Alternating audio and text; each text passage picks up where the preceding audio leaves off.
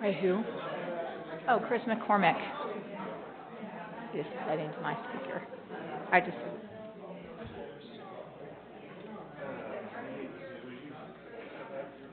Hey, Kelly, did we get that new HDMI cable? Yeah, it's letting me go on. Okay, just wondering. I don't think I need to present anything. Time's up. But I can if I wanted to. Actually, we could unplug that one like we did, but and I really don't. I'd like to get back to just having a separate one. Oh, a copy of the amendment? And plus, they're trying to find an HDMI.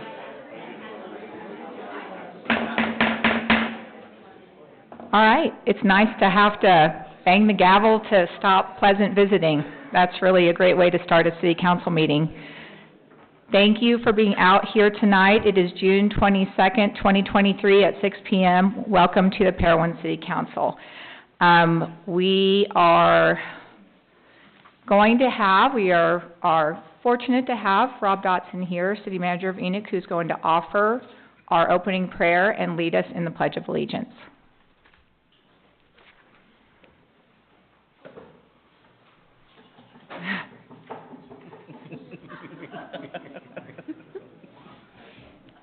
Rob, that's why you're my favorite person.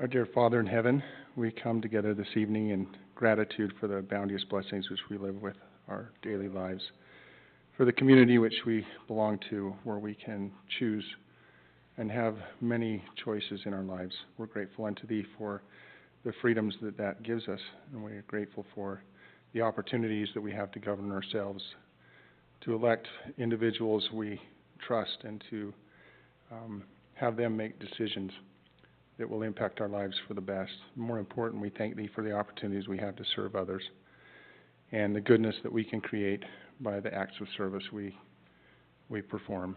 We're grateful for this mother town of Parowan and the goodness that it provides for this county and the culture that it has given all of us in our lives to bless the lives of those who are here, our families, and those who are coming.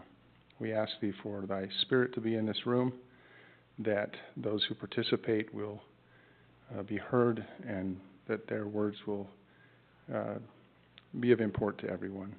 We're grateful again for all of our many blessings, and say these things in the name of Thy Son, Jesus Christ. Amen. Amen.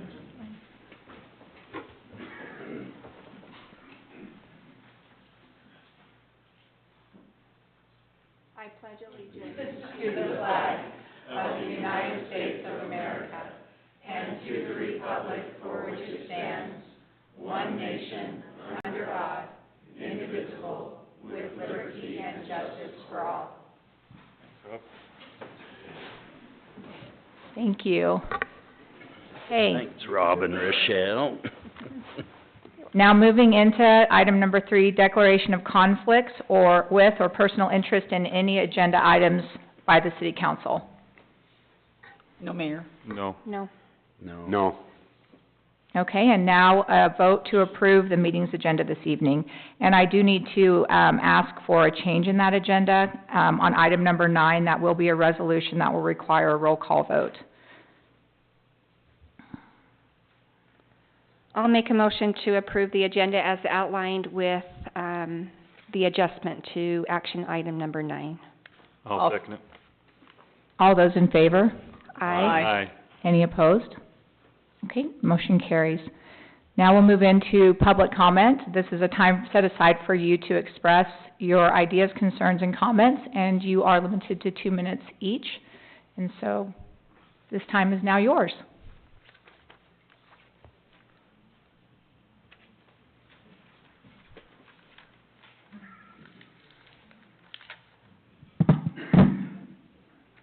I was told I can have 2 minutes plus 2 for my wife, so. First, want to publicly thank all those that worked tirelessly to make the event, the Parowan Old Rock Church Days, such a success.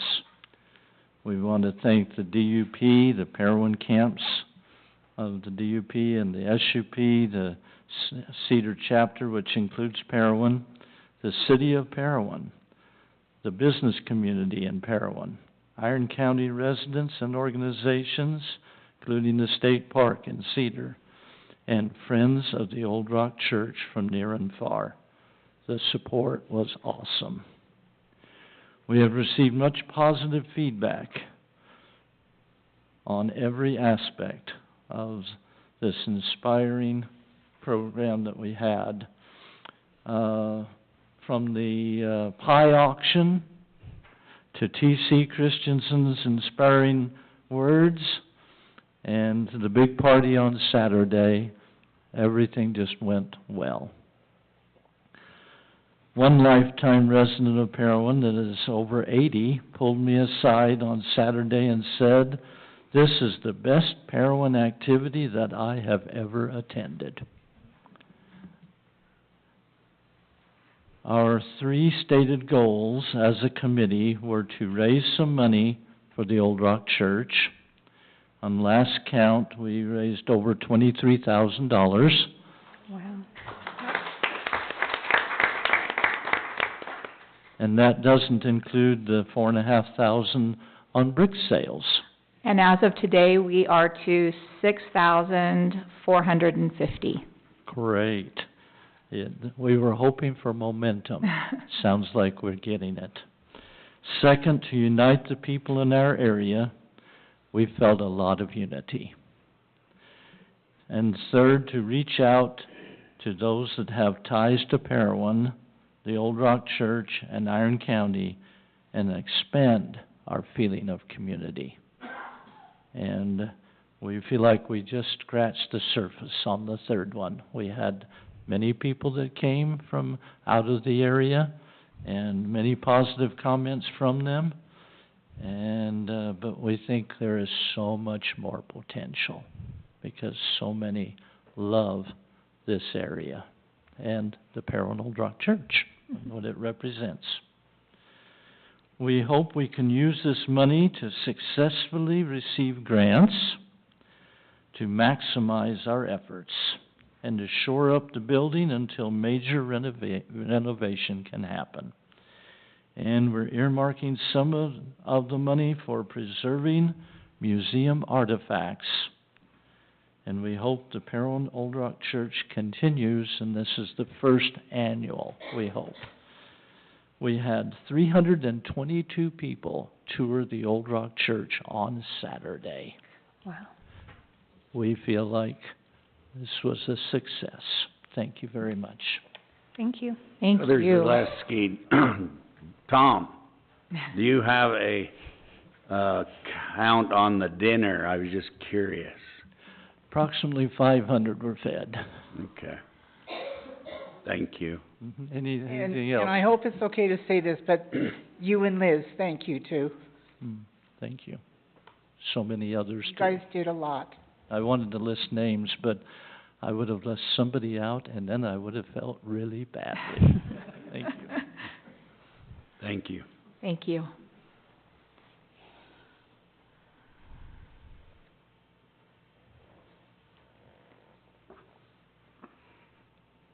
Okay, when you're still and quiet, I move on. All right.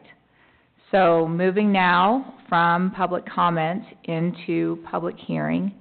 I will need a motion to do that, but we're going to start with a kind of short housekeeping presentation by our city manager, Dan Jessen. So actually, my presentation is on the next public hearing on the budget, but I wouldn't mind just serving up on the public hearing on the zone change.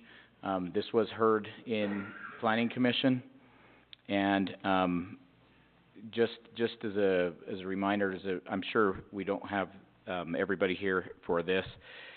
So those that weren't at Planning Commission, this is the second time that this group of parcels has come to the city for a potential zone change. The first zone change, the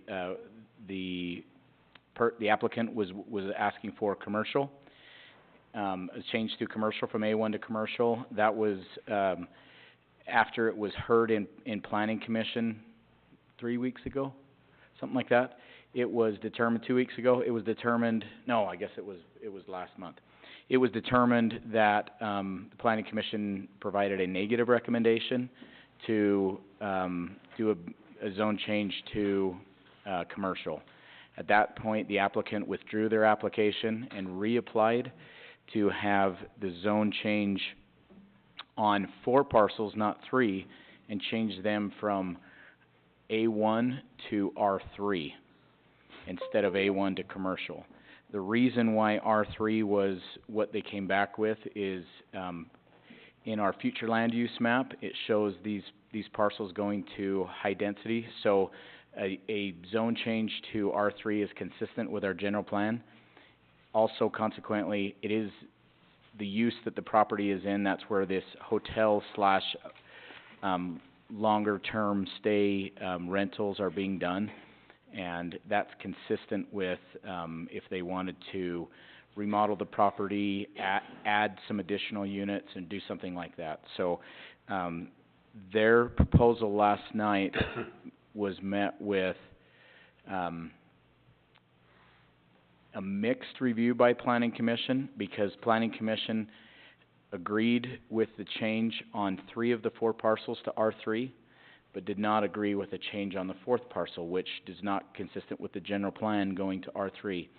And basically said if the applicant wanted to amend that application, then they provided a positive recommendation to change parcels, and we can put this up on the screen. Parcels 1, 2, and 4, switch it to R3, and then the remaining parcel, they recommended leaving it in A1, and it was amended today to show R1, which for residential purposes, it has the same, density and the same building ability. There we go. So, you see the 4 parcels there. It's kinda hard to see from the audience, but the 3 that are grouped closest together, it was proposed that they go to R3. That was received with a positive recommendation from Planning Commission. And the isolated parcel on the right side, it was recommended that stay in like a single residential type use. And so they amended that. Also, there was one other correction on the template here, and they've adjusted that as well. So, it is my belief, and I've conferred with our planning commissioner that this amended application is consistent with what Planning Commission, provided a positive recommendation to you about. And I can answer any other questions if you'd like, but, obviously this is the time to turn it to the public, but. Dave, you were there? Did I represent that correctly? You did, maybe just say that some of the zoning to the west is R3 Yes. right now, so it's contingent to, There's about 8 or 9 parcels Contiguous, in a row that are contiguous to R3, and our general use, our general plan, future land use map shows it going high density, which is the use that it is. One small caveat is they're calling it a hotel slash apartments. On the tax records, it's apartments. That use is more of a commercial type use, which is a non-conforming use. That non-conforming status will remain even if the zone change is approved by City Council. They can continue to operate that as is. you might say that the parcel 3 being R1 really has pretty much the same use as it is as A1. Yeah. As far as buildability, is that the term? Yeah, that's the term we were Okay. using. I don't know if it's a real word, but we like it. And so, really, because next door they've got a house which in A1, but it wouldn't change the density or the use, so, anyway, I think that, like you said, it kinda meets what the Planning and Zoning Commission was, the intent was, but they couldn't, you know, they didn't wanna zone that R3, that parcel 3. So with that concession, I think that meets what their recommendation is. Larry's got a comment. So I would at this time, or do you want to also queue up? Okay, all right, ready? Yeah. Larry is our planning, commission chairman. Larry Zajac, Planning Commission Chair. I just wanted to clarify the resolution from last night, so it's pretty much as represented. However, all 4 of those parcels were proposed to Planning and Zoning to be rezoned to R3. So our recommendation was parcels 1, 2, and 4, that's a positive recommend. And what we sent you was a negative recommend for parcel 3. Now, we discussed and kicked around a little bit the fact that an agricultural A1 use, when you come to building a residence, is pretty much the same. You end up in the same space as an R1. And that's where we left that. So technically, there's no recommendation except to not rezone parcel 3 to R3 from Planning and Zoning. Okay. Kristen, did I get that right? Yep. Thank you. Thank you, that helps. Thanks, Larry. All right, so at this time, I would entertain a motion to move into our public hearing, to receive comments regarding a proposed zone change from A1 to R3. I'm not sure about how this is worded on our agenda, so that might not be as clear. What do you think? Can I read it the way it's worded here? A1 to R3 on the 4 parcels located and surrounding 277 West Old Highway 91, owned by Allison Dawson. I think so, yeah. Okay. But they Mayor? changed the, I know, but that's the way it is on the agenda, and I think with the queuing up that we've done, people Okay. understand. You guys The take application. action as you would like, but that's the way it is stated on public hearing, so I think that's the appropriate way to open public hearing.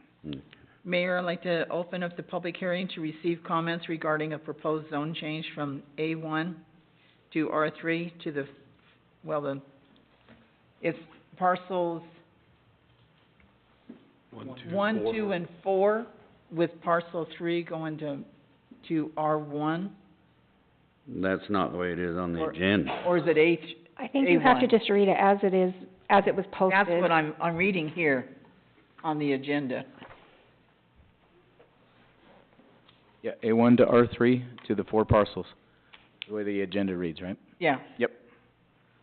And surrounding 277 West Old Highway 91, owned by Allison Dawson. I'll second it. All those in favor? Aye. Aye. Any opposed? All right, so we can now open that public hearing.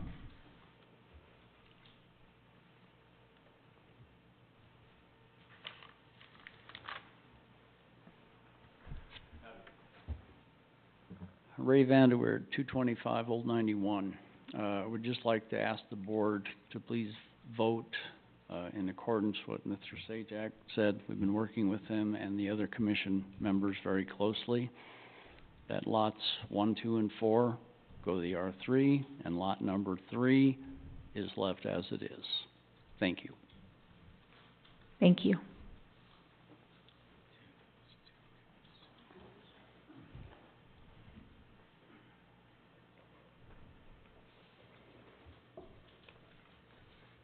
All right. So at this time, I would entertain a motion to move to the next item on the public hearing. Do I need to close out and reopen, or do I just move to close out? I would. Okay, close out, a motion to close that, item on the public hearing. I'll make a motion that we close the public hearing on the public comments for A1 to R3. I'll second that. All those in favor? Aye. Aye. Any opposed? Okay, motion carries. Now moving to the second public hearing, I would entertain a motion to open the public hearing to receive comments regarding amendments to the fiscal year 22-23 budget, but we are going to have a queue up before we do that by Dan Jessen. Okay, Callie, if you could put that on.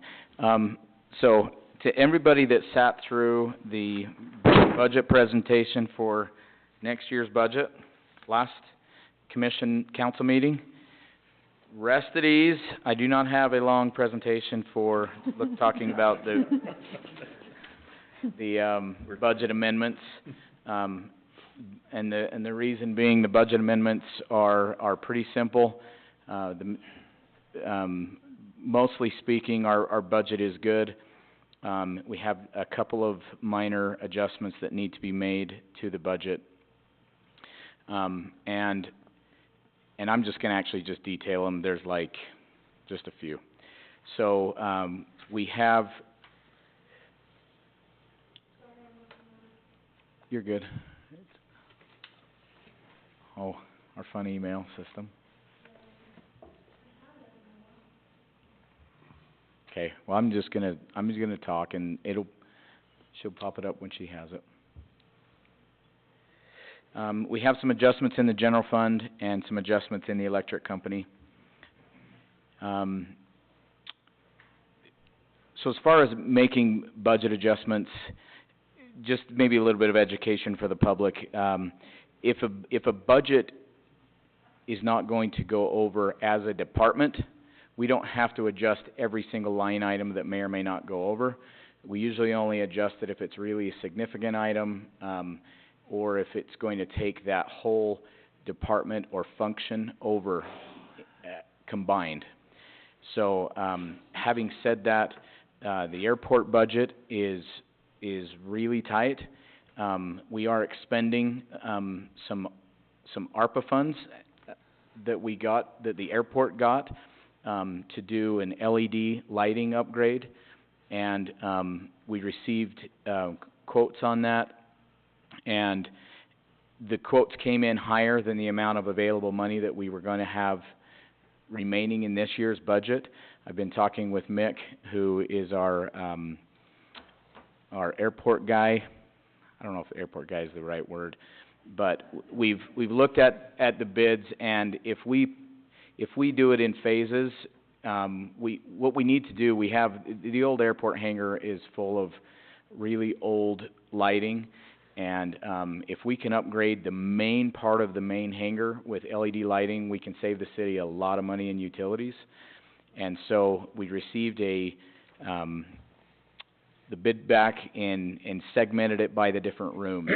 If we allocate another $10,000 of this year's general fund money, we can spend the remainder of the ARPA dollars, and we can finish having that airport hangar, at least the main section that burns the majority of the power. We can have that upgraded with LED. And we can consider in future budget years. We didn't put anything in next year's budget.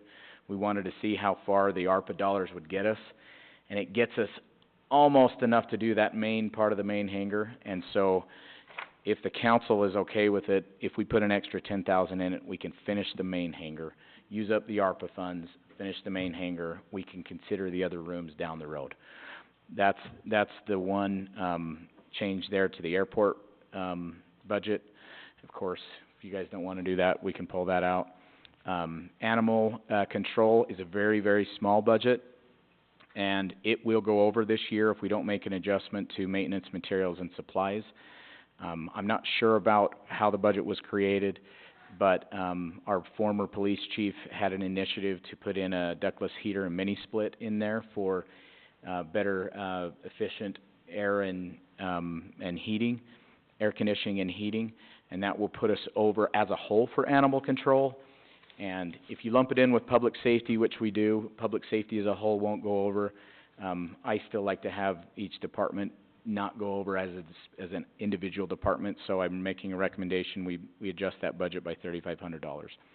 Those are the two adjustments on the expense side, which total $13,500. We have additional adjustments on the revenue side, some state grants, a pass-through grant for a cultural capital grant, which was not there. Swimming pool donations, we had $100 budgeted, and it looks like we'll maybe wrap up the budget year somewhere around high 30s to 40,000. So I've put that in there. That allows us to lower our general fund balance appropriation, thus keeping our budget in balance and not appropriating any additional dollars. So our revenues and our expenses round out to zero, as we have to have our budget balanced. So those are the budget amendments for the general fund. Budget amendments for the electric company. As we have made it very clear, we have, I'll start with expenses. We've budgeted $750,000 for power purchase. This is the wholesale power purchase of our electric company. Forecasting the last 2 months, we haven't received the last two bills yet. We're probably going to be about $1 million over budget in our wholesale power purchase costs for the electric company. If you haven't been here for the previous meetings, as we've talked about that, implementing the PCA, the power company will spend about $1 million more than it anticipated. We do have some additional revenues on residential and commercial, where our budget was a little bit under where I anticipate revenues to come in on. And then, of course, we've implemented the power cost adjustment. Those are the 3 adjustments to revenue, which we should be able to make up some of that small difference with the PCA, since it was just put in effect.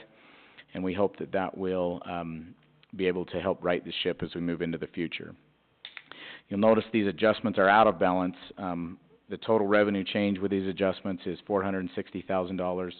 Total expense change is $970,000. That's an effective difference of $530,000, which will be unrecouped in this budget year. A utility fund like this does not have to have a budget in balance. We just have to keep an eye on it. But this electric company will have taken a hit in 2023. So, anyways, those are the budget adjustments. All the rest of the departments should come in within their budget and should be fine. Some line items under, some line items over, but these are the ones that are necessary. We can't, by law, adjust the budget after the end of this year, which ends in a few days. So, these are the proposed changes, which will get us good on our audit. That's my presentation, Mayor. Okay, thank you. I appreciate that. Now I would entertain a motion to open the public hearing to receive comments regarding amendments to fiscal year 2022-23 budget. Mayor, I'll make a motion. Go ahead. Go ahead. If you want to, go ahead. It don't matter. I'll do it real quick. Mayor, make a motion to open the public hearing to receive comments regarding amendments to the fiscal year 2022-23 budget. I'll second it. All those in favor? Aye. Okay, motion carries and the public hearing is open.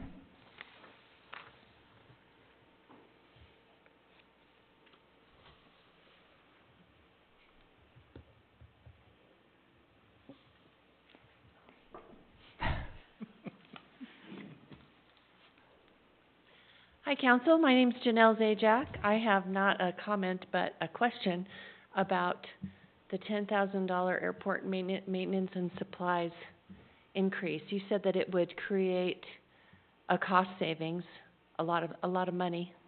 Mm-hmm. Would that be about $10,000 over a year, or $10,000 over 5 years, or what kind of cost savings would that create, and over what period?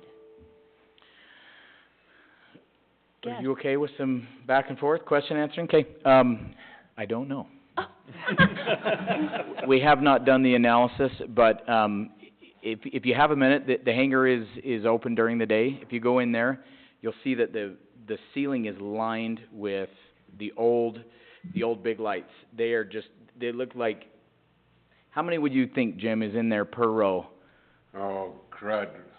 40? 40, 50 per row, and it just goes row after row after row after row after row. Half of them at least are burned out, and we haven't been really aggressive in getting in and replacing them all and because we've known we needed to spend money. The fixed-based operator that operates out of there, that essentially runs our airport for us, they make do, but it's been not bright enough, and our costs have been much higher than we would like. So by switching it out, we haven't done an analysis. It's been like one of those total no-brainers, if you've ever looked at swapping out LED for old halogen. So, I wish I had a number for you, Janelle. It's okay, it's okay. But I'm just trying to walk you through the, kind of the, I understand. And doesn't, on the, light bulb package, doesn't it say LED's a third of the cost of power? Is that's the number that runs through my head is, Okay. about a third the cost LED versus the fluorescent, so. Okay. Thank you. And then last comment on that upgrade, that is that the basically 90% of that upgrade is funded by government and not by the city, right? yeah, so, Okay. to be clear, we're adjusting the budget from 50,000 up to 60,000. Yeah. That's the $10,000 difference. That is not the total cost of the LED upgrade. We have just barely, we had our regular maintenance that was there, and we had roughly, I'm just gonna use, actually I can tell you. We had to, spend some of that money to rehab. I like to brag about this kind of stuff because everybody thinks government is extremely inefficient. The roof has leaked like a sieve in that airport, main hangar. It's been really bad. I mean, there's probably 40 buckets, and that's one of the employees' jobs, is to take the buckets out and throw them and get rid of the water. Some of the buckets fill up faster than others. We had a really bad windstorm over the winter, and it took off part of the corner, and it was due to really those old screws getting loose enough that the wind was able to start. We almost lost the whole roof. So our first priority was to either replace or rehab the roof. It's about 30 years old, we figured, 40? Yeah, didn't Dave say it was about 40 years old?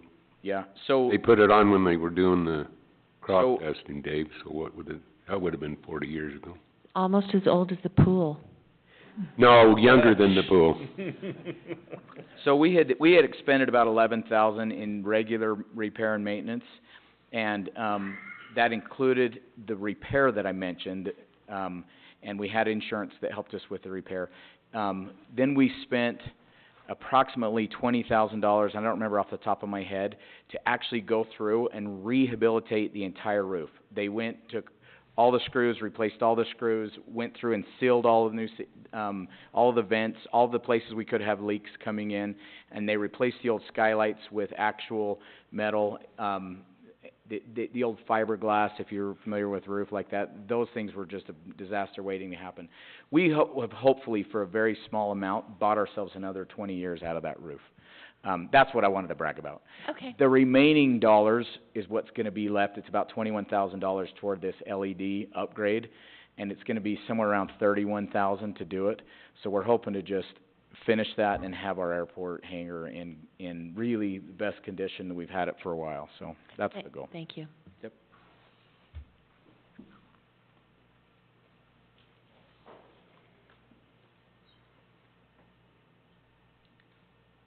All right. So I would now entertain a motion to close the public hearing on the amendments to the fiscal year 2022-23 budget. I'll make a motion to close the public hearing to receive comments regarding amendments to the fiscal year 2022-23 budget. I'll second. All those in favor? Aye. Any opposed? Okay, motion carries. We are now going to move into our consent meeting. These items are generally administrative and are approved with one vote. I'll make a motion to approve the consent, meeting items 6 and 7. I'll second it. All those in favor? Aye. Okay, any opposed? Motion carries. And now moving from our consent meeting into our action meeting, these are items that do require a vote this evening. We have council discussion, and we did make the change to 9. That will be a resolution that will require a roll call vote. So we'll start with item number 8, which is the final approval on subdivision for Parowan Parkway Commercial Development.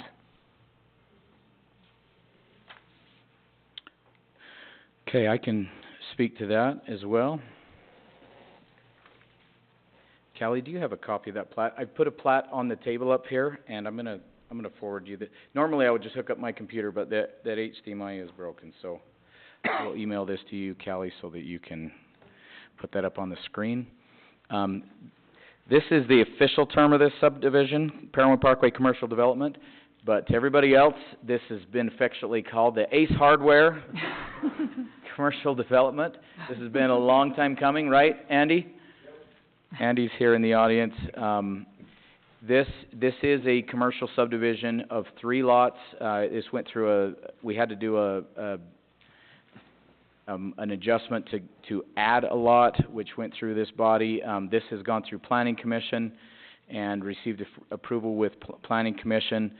And we've had a lot of different hearings and information on this lot.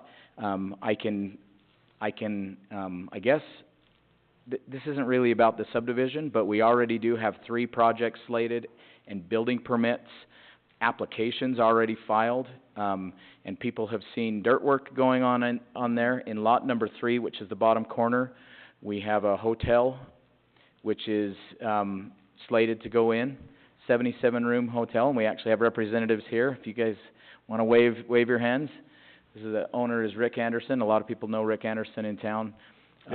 Pretty exciting. Can I ask, is that lot number 1? That's lot number 1. Okay, Sorry, you said I said 3. that backwards. Yeah. Lot number 1 in the very corner. They did receive an early grading permit, so they have been moving dirt. That is something that the municipalities sometimes do. It's up to the risk of the developer that the subdivision building permit will not be granted, but they received that early grading permit and have started grading, doing dirt work. But that hotel will be in lot number 1. There is a travel center which has filed a building permit. I know they're still waiting for some final review, so I don't want to talk too much about that. In the larger of the lots, in the middle, lot number 2, and then lot number 3 is where the Ace Hardware will be going, and they have received a building permit application from them as well. So we just need to get the subdivision finalized, and so they can begin construction. We can finalize the building permit on these projects and get these under construction, assuming it passes tonight. So this is not something that I think should surprise anybody, but it is finally at that point. Good. Well, I'll make a motion, if there's no other discussion, to approve the final approval on the subdivision of Parowan Parkway Commercial Development. I'll second that motion. Did you want to say something? I just had a question. The drainage, that's all been taken care of with UDOT and... We have a condition, this was when we had the public hearing in Planning Commission and the approval from Planning Commission, it was approved, conditional that the final building permit, certificate of occupancies would not be granted until the storm drain was, we had a successful agreement with UDOT and the design and an MOI on maintenance of the storm drain, and we have a direction that everybody's in agreement to finish the storm drain. So all parties are on the same page, including UDOT. We didn't have final design, but we didn't want to hold up the subdivision since we had everybody on the same page. But that does need to have final design approved, including that MOI with UDOT. So that was, they know that the final C of O's, certificate of occupancies, can be delayed until those are done. Thank you. We brought that up last time, that there was contingency on those permits being I was just wondering if they had finalized anything. Nope. Okay. Thank you. So we have a motion on the table and a second. All those in favor? Aye. Aye. Aye. Any opposed? All right, motion carries. Thank you. Now, moving into number 9, we have the approval by resolution of fiscal year 2023-24 budget. So I'll entertain a motion to approve that. Doesn't that have to be roll call? We still need a motion. Yeah, That's what she's, okay. All right, well, I'll make a motion to approve, the resolution of the fiscal year 2023-24 budget. I'll second that. All those in favor, and we'll start with Councilmember Shirtliff. Jim Shirtliff, aye. Matt Gill, aye. Sharon Downey, aye. Rochelle Topham, aye. David Burton, aye. All right, motion carries. Thank you. And that was resolution, I don't know if you care about the number, 2023-6-01. 0601. Are we okay to do that, Callie? Do we need to redo that, or is that fine? Okay, thank you. Okay, now moving into item 10. This is approval of budget amendments for fiscal year 2022-23, that budget. And I would entertain a motion to approve that. I'll make a motion to approve the budget amendments for fiscal year 2022-23 budget. I'll second. All those in favor? Aye. Aye. Any Aye. opposed? Oh, sorry, I didn't let you say it. You heard him? Aye. Okay. Any opposed? Okay, motion carries. The next thing is item 11. This is approval of temporary beer license event permit for the Iron County Fair. This is something we do annually, and this is just part of that process, so I would entertain a motion to make that approval for the temporary beer license. I'll make a motion to approve the temporary beer license event permit for the Iron County Fair. I'll second that motion. All those in favor? Aye. Aye. Aye. Any opposed? Okay, motion carries. Moving now to item number 12. This one is the fireworks discussion and vote. I don't know if we have anyone here. I think we do. Our fire chief is here to queue up this discussion. Well, there you go. Fireworks are a thorn in my side, but that's neither here nor there. Iron County has already instituted a fire restriction because they've been having some wildland fires around the Cedar area. Basically what it is, you just can't have any open burning. You can still have a campfire, either in a planned campground or in your home, as long as you've got water and stuff, as long as it's just a campfire, not a bonfire. And I know that generally we've had restrictions on where we can light fireworks. I believe it's at the Lions Park this year, or at least the ordinance that we've got. We are planning right now to launch fireworks. They've been ordered. They're supposed to be delivered next week. Unless there's some other information, I think it's still green enough we could do it this year. But we still need to have to where we don't have them going off in all fields, because the state itself is already under restriction, like I was saying, because we're still having wildfires in Washington. We've had a couple here in Cedar City area.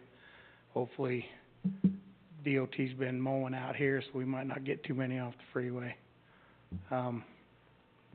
So we've already got a resolution stating that they cannot light them in the street in front of their house, Yeah. right? We can only light them at Lions Park, the Lions Park. yeah. A question though, in the past, we've done it at the fairgrounds. We don't own the fairground. Yes. So I called Susan, fair director, and said, would you feel comfortable with us doing fireworks in the parking lot? Citizens doing fireworks in the parking lot? And she said no. Okay, that's all I wanna make sure clear, that if it was, in Susan the said past no? it has been, but now it can't be, yeah. Yep, and that's the county's call, and they said they did not want fireworks. They said they're still fine with everybody going, and they really couldn't tell us no on the use of the parking lot while we set off fireworks. But as far as, while the city sets off fireworks, Mhm. but as far as citizens doing fireworks out in the parking lot, Okay, so we're still fine to light the fireworks, 'cause that was an agreement. yes, We could still do that. yes. This is about citizens going and lighting off Okay, their own I was about fireworks. ready to have an out-of-body I experience. could tell Rochelle was about ready to go. I was like, You were about to do your best impression of a firework? yeah, I was gonna do some texting right here.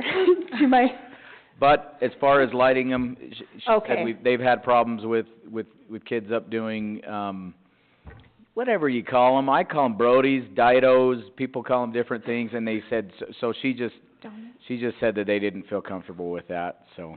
So, question on that is who is kind of policing that? You know what I'm saying? Saying, no, we don't, it's their property, are they gonna post it? Because, or do we have to?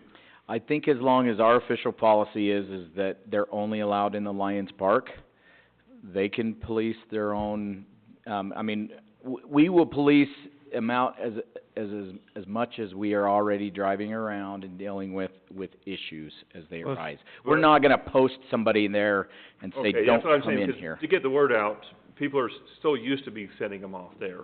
Right. They're gonna come and bring them. So I think it would be appropriate to put it on social media, that the Lions Park is the only approved place. And that's an additional challenge, because of course we're doing construction at the Lions Park.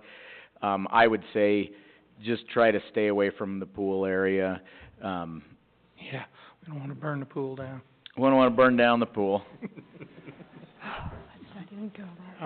The normal place where we've usually set off the fireworks is right there on the edge anyway, between the old racetrack and the ball field, and I don't know exactly where the quote property line is. But if we need to adjust a little bit, we can move a little bit. That's where the property line is. Yeah.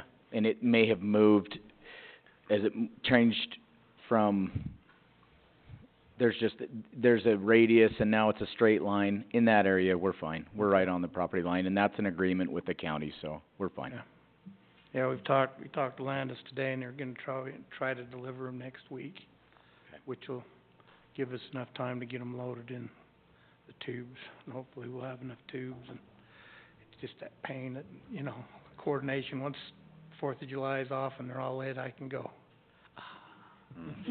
So, anyway, any other questions? I just wanna point out, so our code does say any area within 50 feet around Lions Park from July 4th, 2012 to July 24th, 2012. So we may wanna just update that to get rid of the year and just leave those months in there. That's the intent, and that's why I thought it'd be appropriate to make sure that we said what we're gonna allow this year. And that's our fire chief's call anyways. Yeah. So I think he can put those restrictions on, even if our code says 2012, so.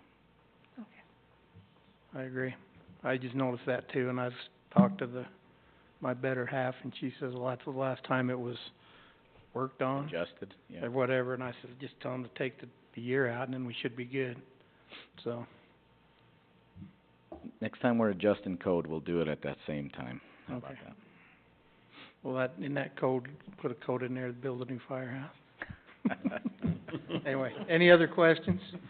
I'm just curious, where do you exactly set them off at, Dave? In between the ball field and the old racetrack. Your front yard?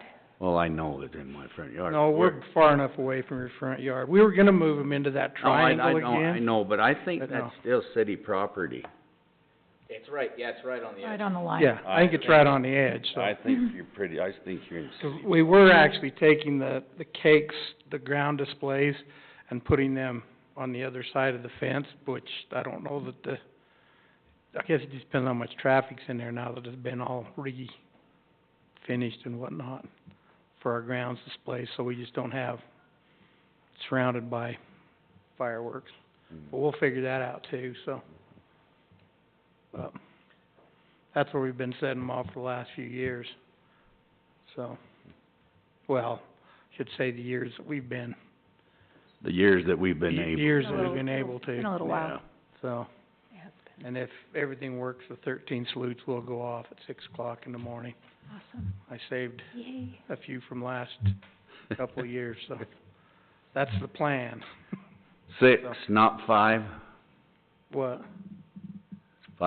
6 o'clock in the, Well, that's what we've been told to do it. good. Unless you wanna do it at 5, I can do it No. at 4:30 if you want. They Yeah, let's used go to, 4:30, that'll. they used to do it at 5, believe Well, me. yeah, but that's when a former member of the fire department had dynamite and would go up on the by the pea hill. I wonder And it who would that rattle was. everybody's, so.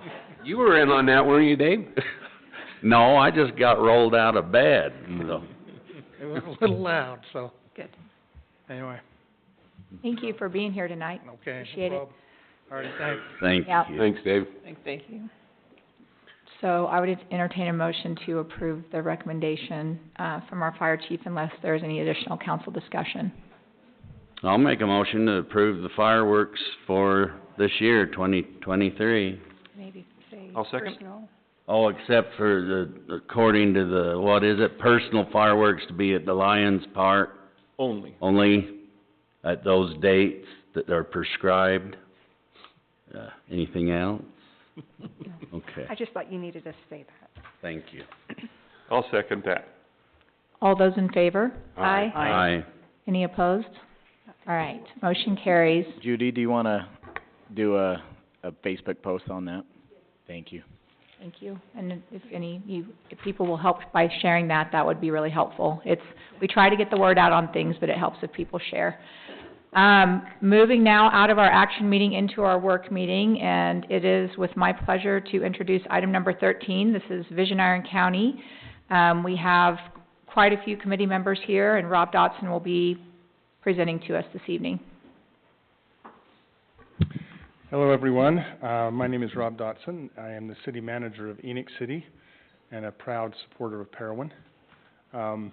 I dressed today according to Jim Shirtliff's recommendation not to wear a tie. I hope you're more comfortable with me because every time I've been with you, I've worn a tie and a shirt, and I wanted you to feel more at ease. So you feel better? It'd be better No, if you're not wearing, really. if you're wearing a Parowan shirt instead of an Enoch City shirt, it'd be better. Well, you give me a Parowan shirt, and I will wear a Parowan shirt, but you have to give it to me because I'm not Deal. buying it. You promise? Yep, I absolutely. think you need to wear it down in Enoch City. That's what I was gonna say, you have to wear it down at their council.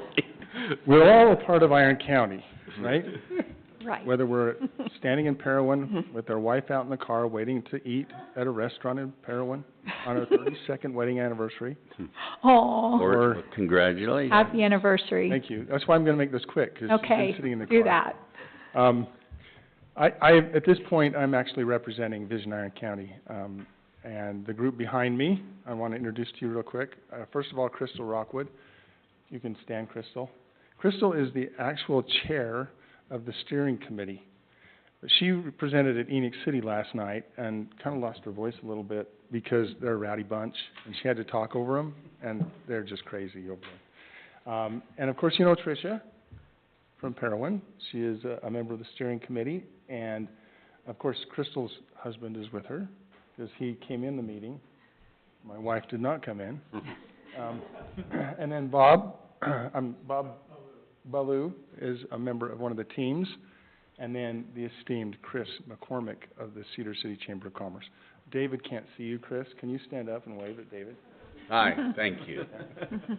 I'm sorry, Councilmember Burton. I should be more respectful there. Oh, it's Councilman Burton, but it's Jim, right? You bet. Oh, okay. Just make sure. I'm teasing you because I'm not wearing a tie. Oh. I am been asked to represent the Vision Iron County Steering Committee and come to you to kind of present a little bit about what's going on. Some of you have been involved in the past. The Vision Iron County effort started in 2017 when the esteemed Chris McCormick observed a lot of duplication of efforts. Within our communities of Iron County, there's a lot of things going on, and we've seen some of those things tonight. In fact, this last week I was with my family. We flew back east, and we went through 4 different airports. We had to go to Las Vegas and sit in Las Vegas and go on an airplane and go somewhere. We flew to North Carolina, flew to Boston, and we flew back through another airport to Las Vegas. And every time we flew through an airport, we saw a lot of airplanes. And they're moving, and all we had to do was sit there. We didn't know where all the airplanes were going. We didn't know what they were doing, but they were going places, and people were going places. Well, that's happening all around us right now. As you saw in the zone change, there's people doing things. As you will look at your pool and the organization that came together to help with the pool and with the Rock Church, there's people doing things all around us. The challenge lies in what kind of information we can get to help us in planning our efforts with the growth, with the changes, because change is inevitable. So, I'm gonna read just a couple of things to you. This is the strategy book that was created. I'm gonna read the whole thing. Since you love council meetings, and my wife would kill me, I'm not gonna do that. Vision Iron County. Communities, the residents, government, and business entities constantly require current and future information about the changing world to ensure that their communities not only survive those changes, but thrive. Vision Iron County aims to holistically approach the future by breaking down silos to unite and elevate community voices to ensure that growth in Iron County is intentional. So at the center of this is the efforts of so many organizations. Vision Iron County finally came together as a steering committee, and in the steering committee created teams. And these teams are based on certain focus areas that were created: arts, entertainment, and tourism, community character, economic development, education, healthcare, infrastructure, land use and housing, parks, open space and recreation, transportation, and technology. Now, I dare say that all of those, although individually have their mission, they're all connected. What you do in your business or your farm or whatever it is that you're accomplishing in your life is connected to everything else. And the challenge is when we're doing things not knowing that someone is doing the same thing elsewhere. And it duplicates efforts, reduces or increases the amount of effort and time that everybody has to put into it. We're in with a holistic planning approach and getting information to the right places. We can reduce so much drag in the things we want to accomplish. So that's what Vision Iron County does. The steering committee is made up of a body of individuals from different areas in our communities, and actually your mayor, Mayor Halterman, is on the steering committee. And these teams, based on those focus areas, meet, whether it's on a monthly basis or a quarterly basis or an annual basis, depending on their needs, meet together to discuss common issues and create an environment where they can actually solve them. I'm going to give you a few examples, and I'm going to invite a couple of these individuals up here, if you don't mind. You can cut me off at any time, kick me out. I'm sure someone will be grateful. So we had a team meeting with our transportation team, and one is a gentleman who helps families put bikes together for their kids. Pretty simple thing, right? But what does that mean to a family? A father, a mother who want their child to have a bike but don't have one and don't know how to fix them if they break. So he gets together with a group of people and they fix bikes. Pretty cool. It's a nonprofit organization. The problem is, where do you come up with bikes? So we were sitting in a transportation meeting, and our public works director is part of the Phoenix City Public Works Director, is part of the team, and he said, well, I have a landfill. We don't have a landfill. We have a transfer station, per se, and people can bring things there, and they leave bikes. He says, I have bikes. You can have anything you want, because it's a metal pile, and it gets taken and crushed. So now we have a connection that otherwise wouldn't have happened. And what does that mean to a father or a mother and their children who are trying to find a bike? That can mean everything. That's just one small little example of how that affects our community. There are other examples, and I'm going to ask Crystal, can you come up for a minute and talk about the Economic Development Committee and some of the examples? Good evening, Mayor Halterman and council members. If my voice goes out, I will use my hands. My mother was born in Italy, and they work really well. So, in addition to the story that Rob told you about the bikes, here's another example of how Vision Iron County works. Last October, we held a panel, and on the panel, we decided to invite farmers, ranchers, representatives, and those representing commercial and residential development to talk about growth. Well, you can imagine how tense that got. But as they're talking about the challenges, with water and all the population booming, at the very end of the meeting, one of the gentlemen on the panel, I believe, was the county tax assessor, and he said, in his role, obviously he's going out and meeting all these new families in Iron County, right?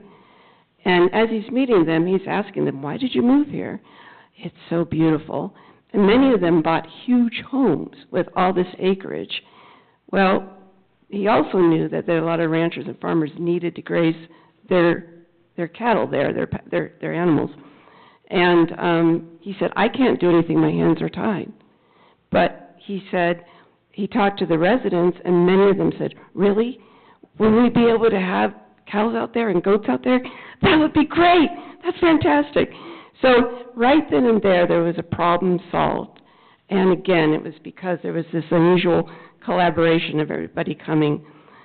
One of the things that I tried to say last night at the City of Enoch, before my voice totally went out, is that people often ask, well, isn't somebody already doing this? Isn't somebody already taking all this information and sharing it? So I'm going to ask you to visualize, if you will, silos, which isn't a good word, but maybe just vertical buildings. So you have the city of Parowan here, right? You've got the city of Burrell. You've got Bryan Head. It goes on, right? You've got all the 16 communities, including the tribes, and everybody, rightfully so, is thinking about their obligation to their constituents, right?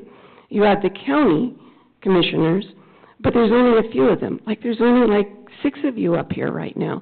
And you've got hundreds, if not thousands of people that are depending on you. You can't be everywhere at once. Visionary County is the only entity that cuts through those horizontally.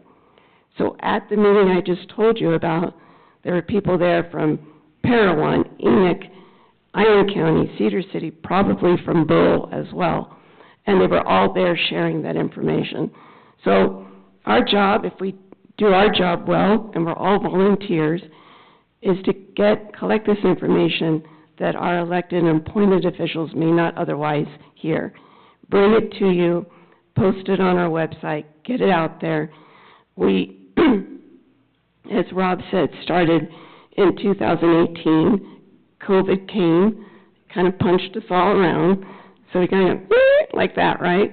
But we're kind of like Mayor Halterman, I don't know if it's fair to say it, maybe we're like a 12-year-old at this point, out of the early teens or whatever, or into that. So we're flushing this information out. We hope to have newsletters and all those things.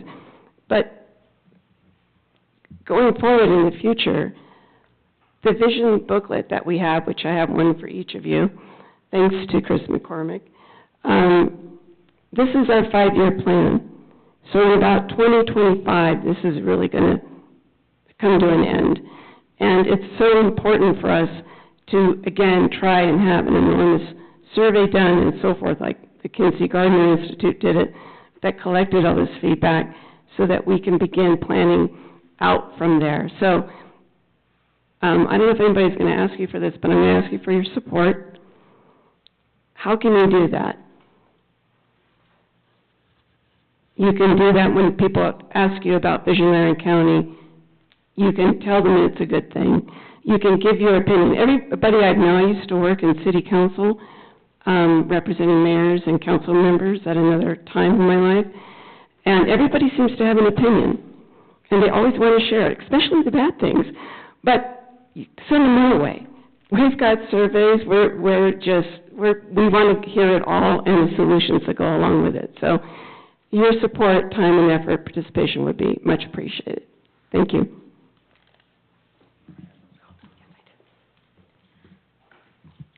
So to finalize this conversation that I'm having with you, these airports were pretty cool, but there was somebody in control of the information. A tower, right, that controlled the information from all these airplanes that were flying around, not crashing into each other, not creating problems, but actually having solutions constantly. We believe Visionary County is that for this county. It is an opportunity for you as individuals that are tasked with representing your community, and it's also an invitation to anybody in this room to actually participate on teams. And the information is available through contacting Vision Iron County on visioironcounty.org. that is sponsored by the Cedar City Iron County Chamber of Commerce. And, we invite you to participate. We invite everyone to have an opportunity to do so. Was there anything else? Oh, Bob. One last thing Bob's gonna say, and then I will wrap up. I'm gonna stand right here by you It's gonna be quick. and nudge you. I'm one of those volunteers, one of those people in the room. My name is Bob Ballou, and I live in the more recently inhabited part of Iron County, commonly known as Cedar City. This is our 12th home in 54 years. So we've seen a lot of the United States of America as I moved around working for the Boy Scouts of America all those years. Well, I retired from the Scouts in 2001. Iron County is really a jewel of all the places we've lived. And I think it needs to be preserved just in the same way as you all have worked to preserve Parowan. It's pretty impressive what you've done here. My wife and I enjoy living here for all the normal reasons that people live here. If they've moved here, they come here for a reason, and we came here for those same very reasons several years ago. But the unchecked growth does have us concerned. Iron County could easily lose its way and the quality of life that we all enjoy. You are dealing with that. You dealt with it this evening. You will be dealing with it forever as people find this jewel. I heard about Vision Iron County earlier this year and was impressed by the effort that's been made to conduct a survey that's Crystal referred to and Rob referred to document what it is that the residents like living here and what they would like to preserve in order to protect our unique quality of life. And I've become involved with the team, Parks, Recreation, and Outdoor Spaces, that you'll see in your booklet. And because of my experience with the Pacific Crest Trail Association and the National Trail System, I'm a maps guy.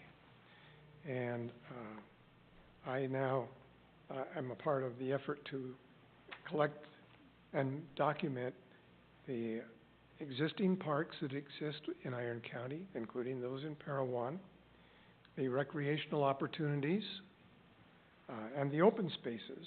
And the intent is to preserve those and develop opportunities for more, so that future generations will have the same opportunities that we enjoy today. So I'm glad the Mayor is involved with Vision Iron County. Some of you have also been involved, and others in the room, and I encourage you to support them and our efforts, both financially as you can and in any other way that you can. Thank you very much for your time, and thank you for your service. So on your little gift there, your candy, if you didn't get any candy, sorry, David, you can use somebody else's candy. There's a QR code. That is actually to the survey that's created. It's a very simple survey.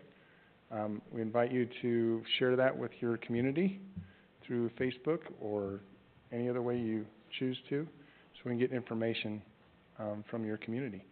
The other thing is, Cedar City has used Vision Iron County for their recent change of their general plan. Use the data they get. We invite you to reach out through your mayor, or if you want to be involved in one of the teams, and when you do review your general plan, when you do any kind of planning, you gain the resources available through Vision Iron County. That's what Enoch City's doing, is using Vision Iron County as a resource, much cheaper than an engineer. Did I say that to any engineers there? But it really helps us to understand our community better, and that's the tool that's available to all of us. Thank you so much. Now, if somebody can tell me a really good place to eat, that's open still, so I don't have to go searching. Of course, if you say that, then you will not be liked by the others, so never mind. There's Thank you lots so of much. places. Thank you. Thanks, Awesome. Rob. Happy anniversary. Congratulations, 32 years. You got married when you were a baby. She must really like you. She is not. 32. She teaches school out at All right. somewhere out in Enoch. So now, there are no other questions from the council to the Vision Iron County members that are here. Okay. We will thank you for being here. Thank you for all the information and the treats and the direction to get more information. I think that's something in our community I hear more about than anything else is where can I get more information? And that was just served up to you tonight in a really easy way. So moving now into item number 14, the pool update by Dan Jessen. Okay, I have put Thank you. a Thank set of you. plans. Good Thanks, night. guys. Thank you. Thank you. I put an updated set of plans, and when I say a set of plans, essentially, this is, part of this project is a lot of landscaping, and we've had a lot of moving pieces and moving targets. That is the latest, basically, site plan, and it's not super accurate on the pavilions, because the person that's helping with that shows what some furniture images they have and just kind of plunks them down. So it doesn't give you an exact representation of where the boundaries of a pavilion will be, but if you wanted to look at them, I'm going to talk a little bit about through it. Things are going well. I had somebody, it was actually one of our contractors that was donating work. He said, this is like an anthill that got kicked. So if you've driven by during the day, I think that's an appropriate metaphor. There's many crews that have been working all simultaneously every day. It's been happening. I'm glad to say that we're past the ugly phase of the remodel, where you're tearing everything out and there's dirt and piles and mounds and everything, and it looks like we're just tearing the whole thing down. We're now to the point where day after day after day, there's marked improvement, and it looks better and better and better. And that's always the fun place, is when to see that happening. So feel free before you leave if you want to look at the plans. I'd be happy to answer any questions or anything like that. As far as a budget update, this is an interesting situation. Normally, as a city or as a government, we would have gone through an entire process, have some formal plans, our budget set, and would be going through it. Sometimes we're doing change orders, but trying to just not go over budget. This has been such a weird project in the best of possible ways, because we'll have a plan, and then we'll have somebody come forward and say, you know what, I would like to pay for that thing. And which actually then shifts our possibilities of, since we have that thing covered, maybe we could consider this other thing that's a glaring problem now that we've kind of opened things up. And so there has been a little bit of what an engineer would call scope creep, and what what a preschool teacher would call if you give a mouse a cookie, because we've been into this thing and we open it up. For example, originally we were going to leave the original concrete deck, and due to an anonymous donor saying that they would provide all of new concrete, it allowed us to take that deck off and put new concrete. As we took the deck off, we realized, well, now we need to make sure we do really good, intense look for leaks, because we didn't have access to where the possible leaks could be. And while we're at it, we should update our skimmers, and we need to double check all of our piping. And since the deck is up, we can go ahead and put in some conduit for this and for that. Every one of these things adds time, and so the complexity of the project has grown, hence the scope creep. But having said that, if I could summarize our budget situation, we are getting more donations. Some of them are cash donations, and a lot of them are in-kind donations. And so I'm going to use a really rough number. It wasn't a bid that we had requested, but we had a pool company say, you know, we could maybe remodel this old pool for, it was like between $1.4 million and $1.6 million. We will have accomplished almost everything on that proposed remodel for in the neighborhood of $300,000 of city funds. And that's pretty impressive. As far as where we stand as of right now, we had $300,000 of city funds plus an approximate $30,000 in donations. We're still getting more donations, and we're still getting some final costs as things come in. It looks like of that $300,000 original city funds, by the time this phase of the project is done, everything is open, all of the improvements are done that we're going to do this summer, we should have in the neighborhood of $70,000, $80,000, $90,000 left over, which we really want to be able to replaster the pool. There was no way that we could squeeze that into the timeline to replaster it before we open. So we've decided to go ahead and buff and polish the pool and acid wash it, which will get us through this season. Maybe we're looking at maybe in the spring, replastering the pool before we fill it next spring. Possibly we go an entire, we could go 2 years, whatever. But we will have some money left in the bank. That's important because as our costs are still kind of coming in, if we have any overruns whatsoever, this extra money will give us a little bit of a cushion.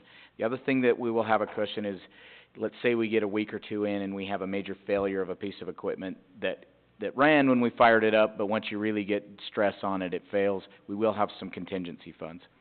So, having said all of that, let me just rephrase or say it one more time. We expect at the end of this phase to have somewhere in the neighborhood of $70,000, $80,000, $90,000 in the bank, and it's looking like to replaster the pool, it's about $60,000 to $80,000.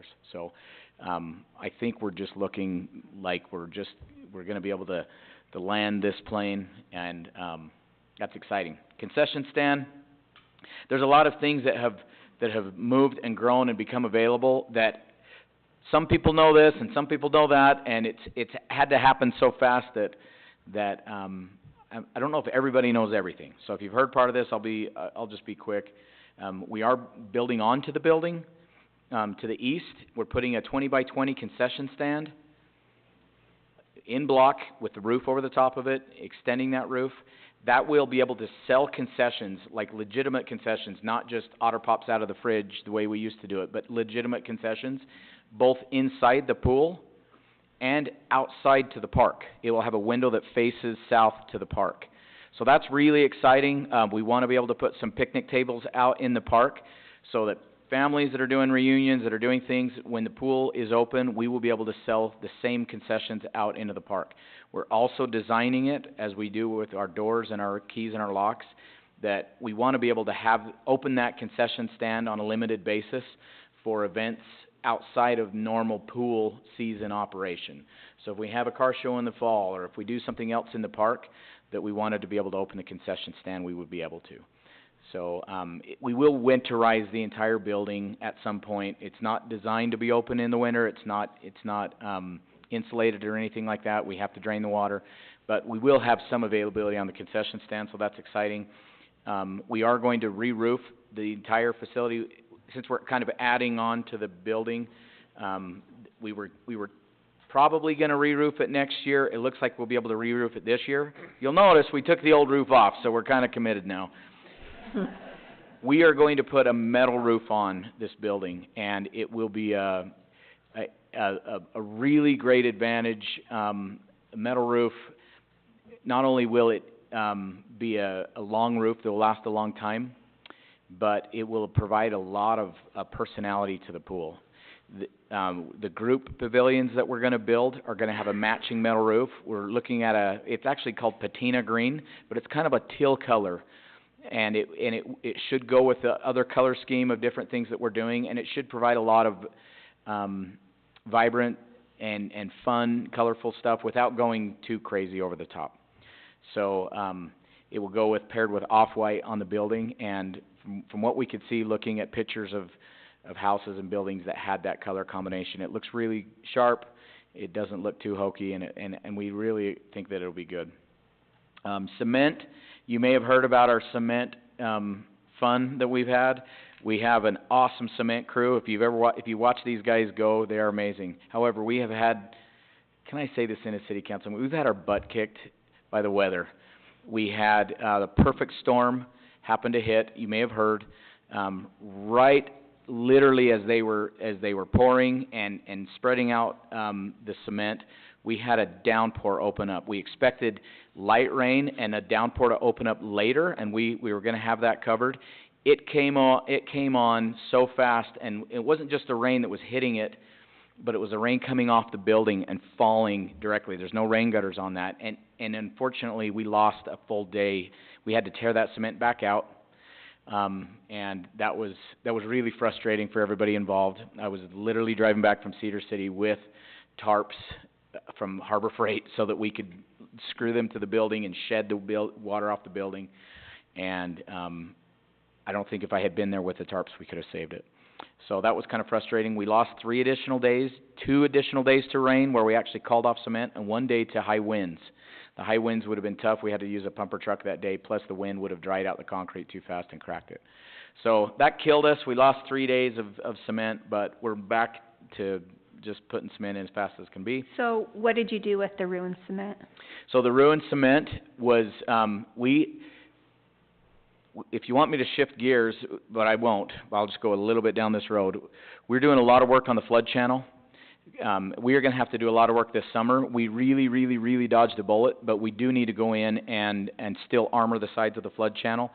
We have some really great soil for growing crops out here to the west, but it is really bad for flood stuff. It's potato dirt, and once it starts to cave in, it goes fast. We almost had a major irrigation line that the one farm, the one canal company has put in. A lot of expense. That was almost lost to the flood. We had there was a private bridge that literally fell in because of erosion that happened because of the soils. Luckily, we did not have any of the houses impacted that we were really stressed about. But we hauled the cement down. We're going to get a bunch of more cement, plus all of the riprap that we hauled. That's all going into the flood channel to act as riprap down in those farm areas. So it wasn't necessarily lost. It wasn't lost. It's just Repurposed. It was repurposed. With a lot of. I don't like the very idea expensive that it was- riprap. But it wasn't lost. It didn't go to the landfill. Let's put it good that way. use. So one of the things that we didn't know what to do was to deal with the flooring in the old building. It was really nasty, and with as things shifted and we had different donations and things, we decided to go ahead and put an epoxy floor inside the building.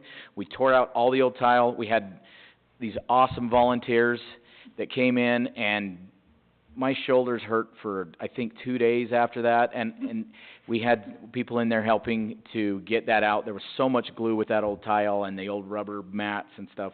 We now have a nice new epoxy floor throughout the entire building in there, which will be slip resistant, and we won't have mold problems. It's going to be awesome.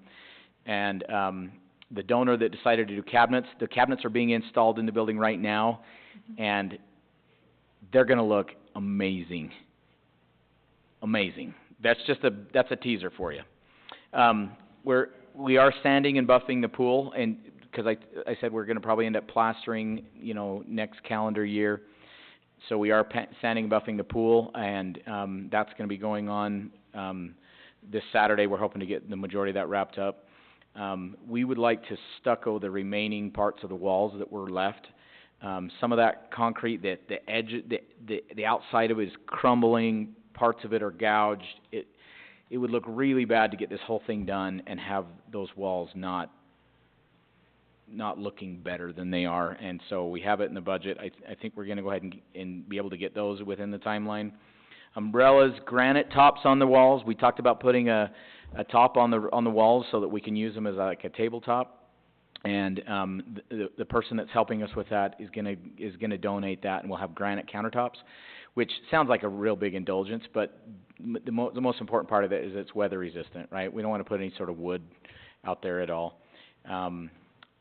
AstroTurf, we are going to be doing any of the green inside of it is going to be AstroTurf. We went back and forth on grass. With grass, we have to have water, we have to mow it, we have to do all this maintenance. AstroTurf, we don't. We've decided to put what I affectionately call a peanut, whatever you want to call it, an amoeba of AstroTurf, kind of in the middle of this real concrete jungle area, which will really, break it up and make it look aesthetically pleasing. If we can make it work, we would like to put a mister system on that peanut/amoeba of AstroTurf, which will be fun for the little kids to be able, and we'll have it just on a timer so that it kicks on every 15 minutes or something. It'll keep that part of the AstroTurf cool, and it'll make it kind of fun for the kids since we don't have a kiddie pool. We're not gonna be able to do misters on all the AstroTurf that's over in the other areas, but at least for that one area that's kind of near the pool, should be fun. You kind of explained the placeholder concept behind doing that instead of pouring concrete there? Yeah, so the other idea is that, we really want to have something down the road for the kids. We didn't have the budget, we didn't have the timing to do anything really special, so we never really were considering it this year.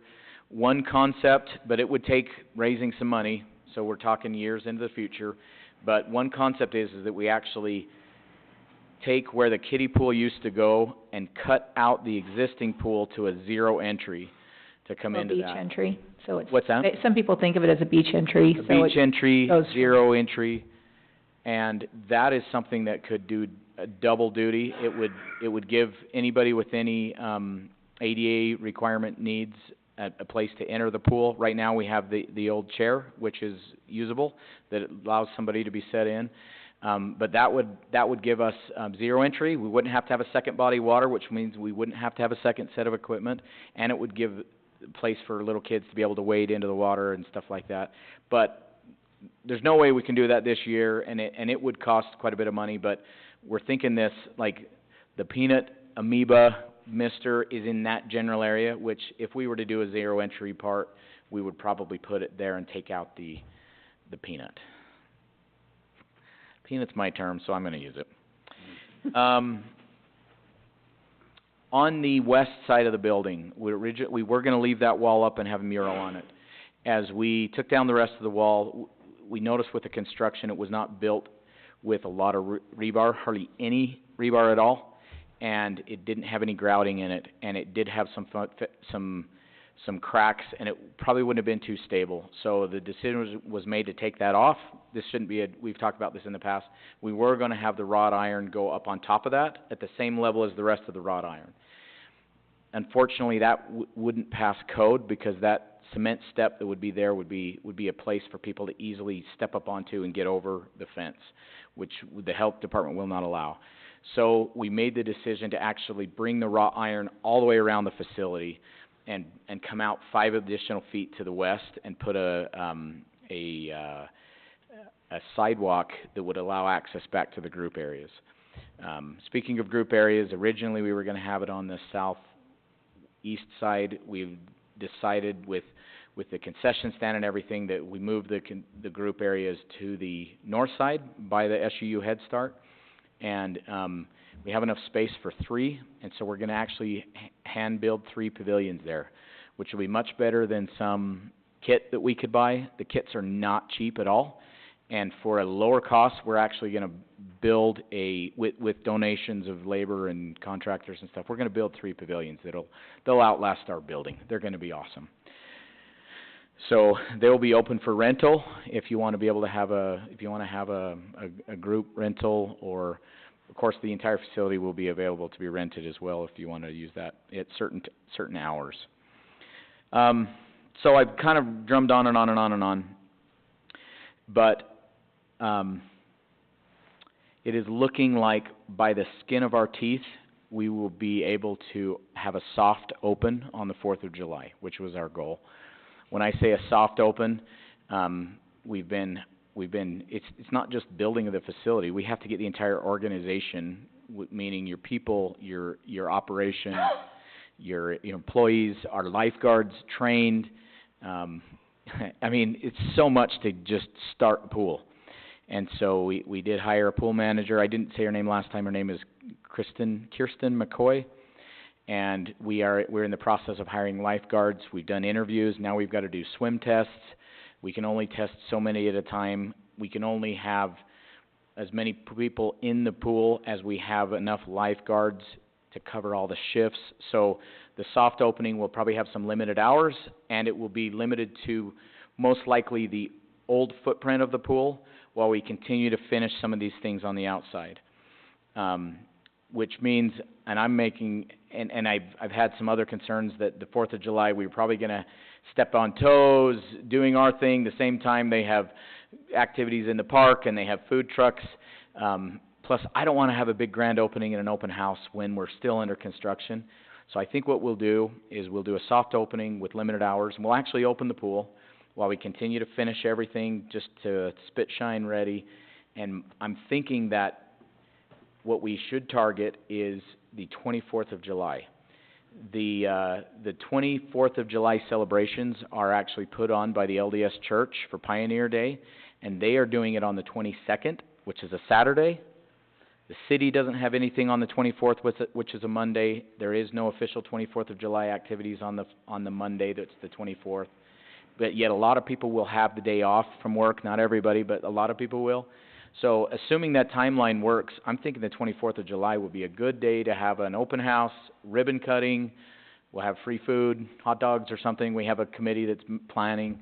And so we're shooting for tentatively that date for a official opening, but we'll have a soft opening on the 4th. So that's the idea that we're shooting for. And I would just say, watch social media. We'll of course give an update in the next city council, but before the next city council, the 4th will have come and gone. So, I do want to say this though. I like to set expectations. If we cannot be safely or responsibly open, we're not going to open the pool on the 4th, even in a soft opening. I just don't want to go there. I think we're going to have it happen, but if it looks like we can't safely do it, it's not the end of the world if we kick it back a week. So, but I think we're, fingers crossed. I've been looking through the checklist and the punch list, and there's only a few things that are still red or orange on my color code, and we have a plan on all of those things. So just as long as we kind of hit our targets and we don't have any crazy weird weather, but the weather looks good. Gosh, I've been just spouting it all off. Is there any questions? I don't have a question, Dan, but I want to thank Janelle for the article she wrote. Yeah. In the Iron County Today, and she has a pretty good picture of the pool. It's an older version, but It's an older version, but it's still kind of the general idea Yeah. for the residents to see. And that has gone over really well. Plus, Janelle's been doing it with the Iron County, with Parowan articles, and that's really good. So you must have just taken a snapshot, because we don't even have a digital version. We never have of this. Did you take a snapshot?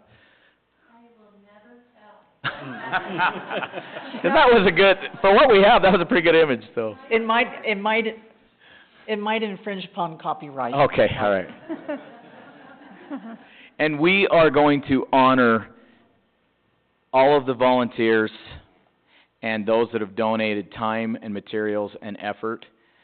I'm sorry, but there is more opportunities, so if you want, we're going to have a pool party for the volunteers July 3rd in the evening.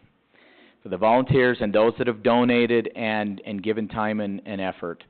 So we will have just enough lifeguards with those that already have their certifications and all that stuff, so we're going to have a pool party. So if you see people there on the 3rd of July in the evening, don't call the cops. It is a city sanctioned event. And if you want to be there and you haven't donated any time or anything, you can there's still volunteer stuff that we're going to be doing this Saturday and in multiple days between now and then. And our volunteers have been awesome. They have done some of the hardest work. The stripping of the old shingles off the roof, that's brutal work. Getting all that stuff up on the floors that was glued down was brutal. And of course all the cleaning. All the rocks, 2 huge loads of rocks that were just like covering it with ants and just getting all those rocks out of there. It was a lot. I know the answer, but I just want to clarify. So you saying a soft opening on the 4th with a grand opening on the 24th, so will it be limited hours between the 4th and the 24th as we work through some of the staffing? Yeah. What we're targeting, we're hoping, depending on how many lifeguards pass the test and actually get hired, we're trying to, our primary goal is to have the general swim open, and we're targeting probably a 1 p.m. to 6 p.m. general swim open. And that may be all that we have for those 3 weeks, and then if we'll get more lifeguards certified and on board and then we can expand the hours and how many people can be in the facility as we open up the rest of the facility too. And if you've noticed, I updated the things we still need. We do have some things that we do need specifically, and let me think. The easiest way to look would be Facebook, but I updated the list of the things we need. So if you're good at picking out things, call me, and we've got some things we still need to grab. And that just means like the furnishing. It doesn't affect the pool opening. It just means people have a place to sit when they're there, which I think is pretty important. All right, any other questions on that agenda item? The update on the pool.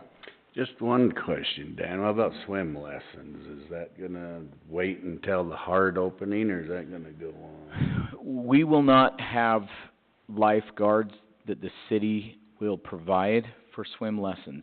So, our pool manager is actually, somebody who approached the city to lease pool time for doing swim lessons, Little Shark Swim Academy.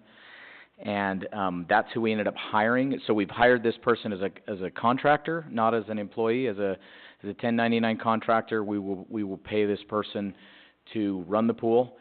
But we will not be providing any lifeguards in the morning. That's the way it's shaping up for either because there was different programming. We had what we affectionately call the bobbers that like to come in the mornings early, and other swim lessons. We would allow parents to come and swim with their kids and do practice. We had some lap swim. All of those things we're not going to have lifeguards for. So if there is swim lessons, they're going to have to provide their own lifeguards for swim lessons. But we're not planning on having any of the other stuff because we have to provide all those lifeguards. We just probably won't have enough shifts at this point. So I'm glad we got any lifeguards because they haven't been able to get lifeguards. They've had limited hours in the Cedar Pool, which has never even stopped their operations, and they've had odd hours in the past and in the recent past due to limited lifeguards. So this was one of the things that had caused me a lot of anxiety, starting it kind of up in the middle of the season. Would we be able to find them? And if we were not basically providing, thanks to Wendy Lauer, who's going to help certify our lifeguards, that would have been a non-starter. So really, this has been everybody. It's been inspiring. Government sometimes makes you want to just pound your head into the wall. And this has been the opposite of that. It has been so inspiring to see people just come forward. We call it like an old-fashioned barn raising, but it really has been. It's been really neat. But this other entity will offer those swim lessons. Yeah, if they can get lifeguards. I know they have sign-ups and they still have sign-up positions available, but they're going to have to provide their own lifeguards.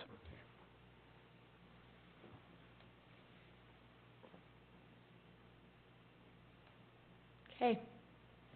Any other questions about that item? Moving now into discussion on the billboard ordinance. This is something we've been talking about for quite some time. We've had some really great discussions, and are you leading that, Dan, or is? Well, I can say a few things, not a lot, but I wouldn't mind queuing it up. I know Christian has done work on this over the past couple of weeks. Larry may have some input on that from planning and zoning. If you remember, it was brought to the council, it was tabled, we were going to do some additional looks at it, and it was kind of one of these, where do we go from here? So this is all I would like to say to frame this conversation. I think ultimately the council needs to decide, do we want to allow new billboards with conditions? Do we want to just allow new billboards to happen just willy-nilly within UDOT's constraints, or do we want to deny billboards? I think that's kind of the first that needs to be figured out. And then if we do want to allow billboards, but we do want to put some conditions on it, then we kind of need to talk about what those, not conditions, but what those restrictions would be. So I just want to frame that up as you guys kind of ponder this. This is obviously work meeting. Nothing will be decided today.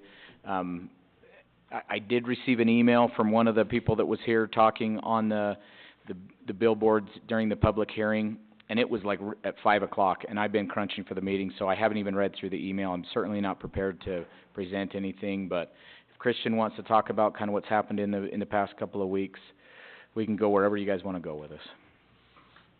So, I have spoken with an individual that has some concerns about the way it is right now, that I'd like to sit down and meet with and go over it and address any concerns. And then there is another individual that, sent, an email, that I believe all of you received, that I'm gonna try to get in contact with him and discuss it further with him as well. But a lot of what I'm going to discuss, or the direction that I go in tightening everything up and getting it ready for a vote, is gonna depend on what you guys ultimately want it to look like. If you want to, be very restrictive, if you want to, as Dan said, kind of be more, open about it, just kind of where the city wants it to be. So, if you guys wanna discuss that so that I know what the city's specifically looking for, that'll make these conversations I have in the next week or so a lot more productive. And just as a reminder, we do have something that came from planning and zoning, but it wasn't certainly a mandate consensus from planning and zoning. So that has officially been recommended. That's something to consider.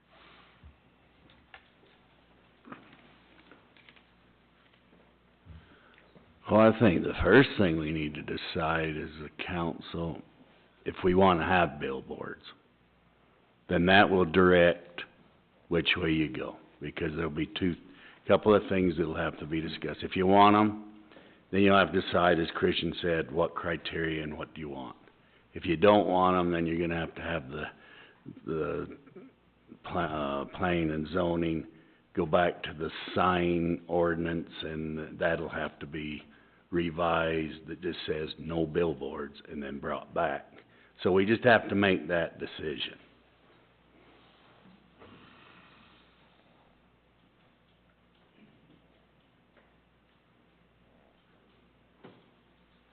So without deciding, maybe we could just discuss the details and kind of where people are coming from and what everybody's thinking. Well, in looking at it, I'm really torn. I understand the economics of billboards and advertising and so on, but I'm really concerned about it being in our residential areas. And I'm hesitant to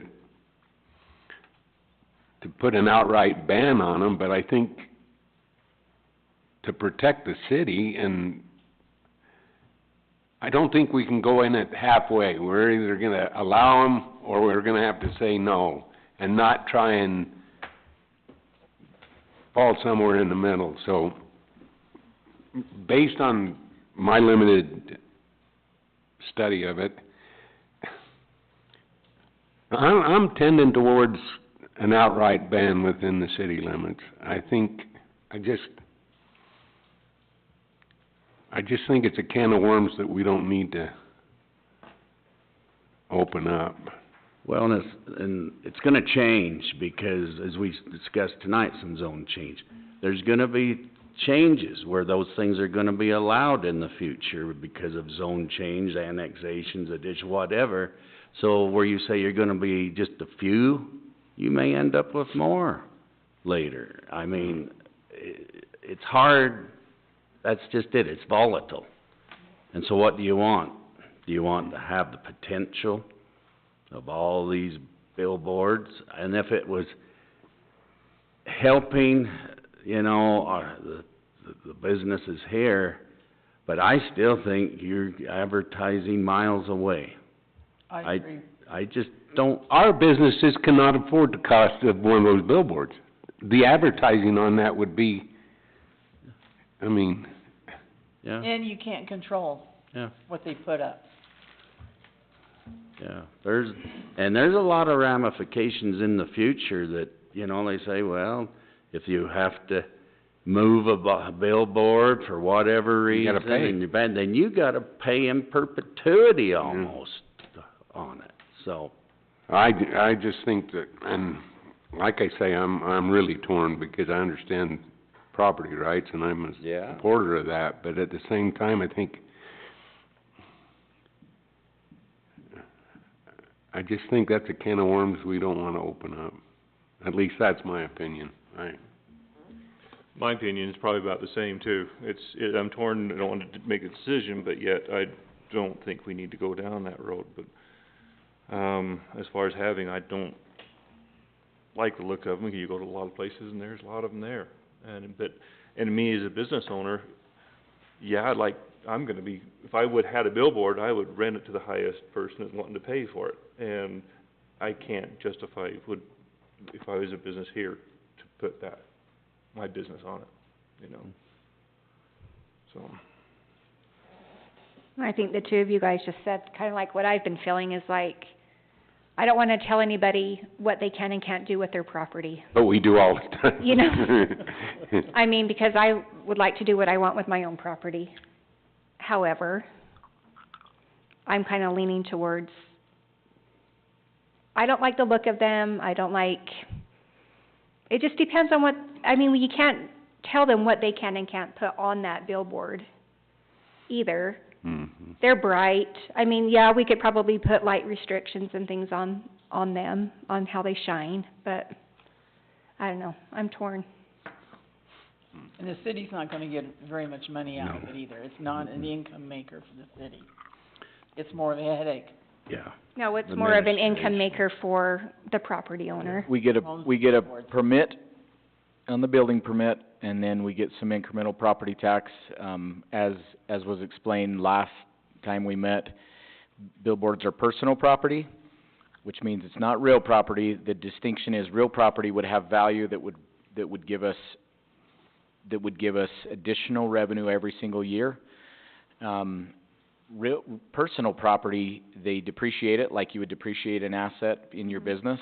Once it hits 0, you're getting 0%, you're getting 0 tax dollars on it unless they build a new one and start off with a new process. So we would get some revenue from property tax, which would decline whatever their depreciation schedule is. I can't tell you the depreciation schedule on a billboard, but probably around 20 years. So anyways. How did we get the billboards that are up now? Like, how did that come about? I'm just That's a good curious. question. Do we know, like, we've got some billboards, or are they in the county? I think they're county. They're county, they're not? Okay. 'Cause I was like, well, they're. And there again, we have no control. Right. For that. With what the county does. But, Any existing billboards that are in an area that gets annexed in would have a non-conforming status, a grandfathered status. mhm. So we have what But we that have. would not affect the rest of the city.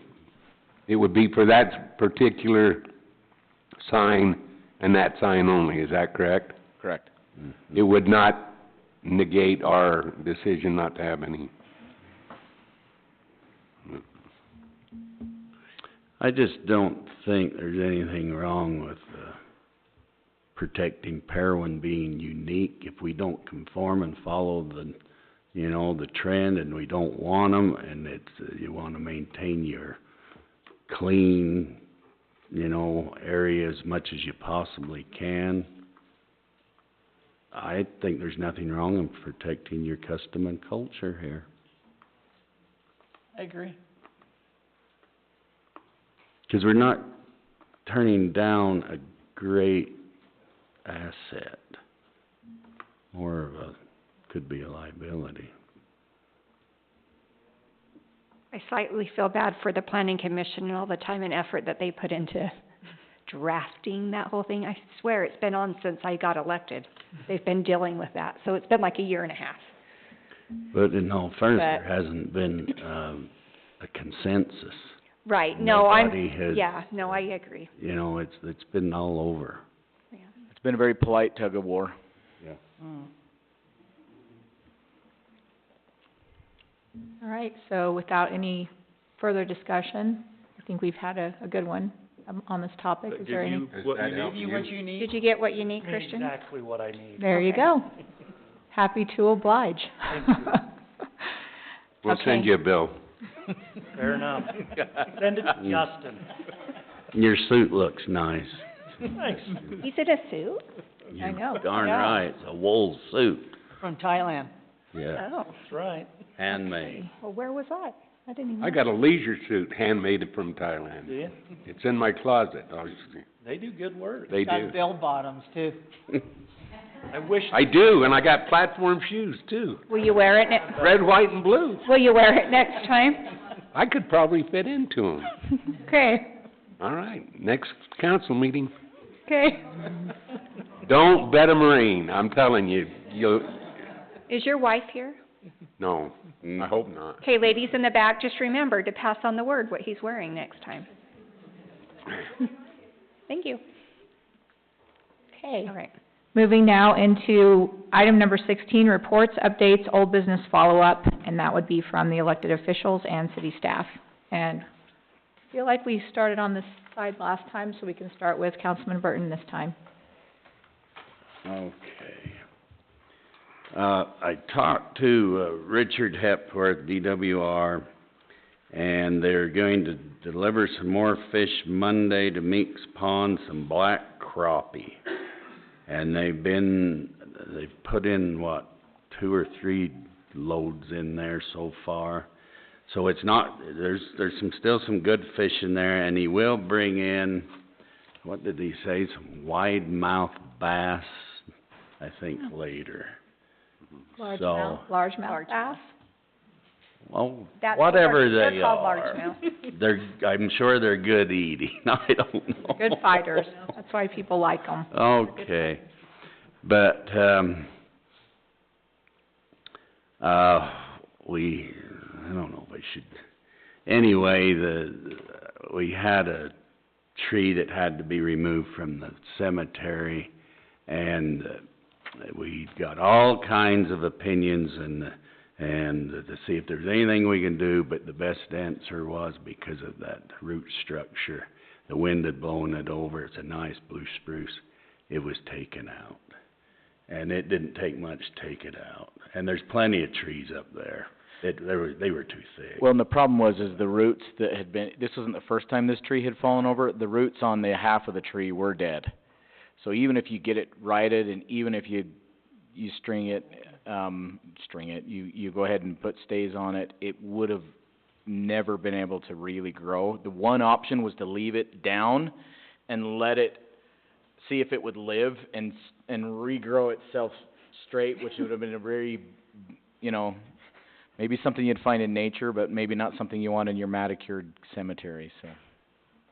Is it anything to be good to put back in its place, or just leave it? Or? No, Actually, there's plenty. trees are Lots of trees really there. thick up in there. Yeah, there's another spruce right there, and there's there's several. In fact, it needed to be thinned, to be Yeah.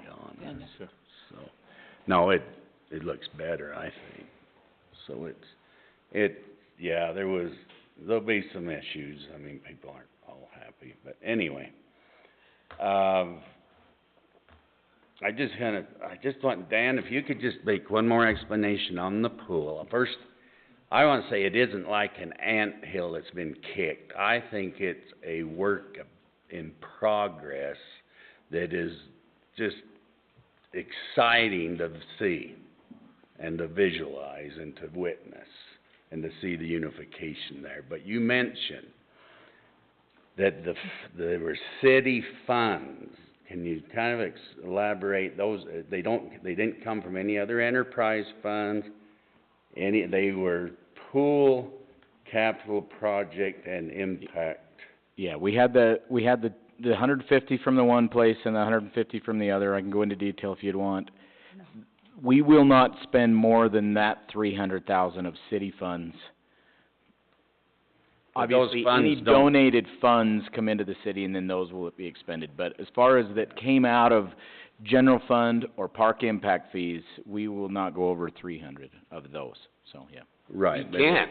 We can't. Right. We don't have anything, But I just wanted the public to know that those monies were there and being, Oh, yeah. so they could be used. It isn't coming out of any other enterprise funds, any other capital improvement, any other funds at all. It's, Well, that was the discussion before. That's why we did the impact fees. yeah. Because Right. impact had to be new construction. exactly. And the And that's money that why- we saved on the pool last year was in the capital fund. So everything that we've done so that there's no general fund. That's what I wanted it to be understood, so. So one thing I want to be understood, and I talked about it last week, but boy, I had a lot that I talked about budget-wise. One of the tricky things about this is that we're right in the middle of this Massive thing. massive thing with these moving parts from a budget perspective. And of course, July 1st is a brand-new budget year. So we had money in the budget that we're still in for the next week. And I've allocated, basically from a budgeting perspective, everything in next year's budget also. Doesn't mean we're gonna spend all of this year's budget and all of next year's budget. If you add that all up, that's like $400 and something thousand. We're not gonna spend all that. We're not gonna spend more than the monies we've talked about, but not knowing exactly when things would land in what year, I made sure there was enough budget in both years that we didn't go over. Right.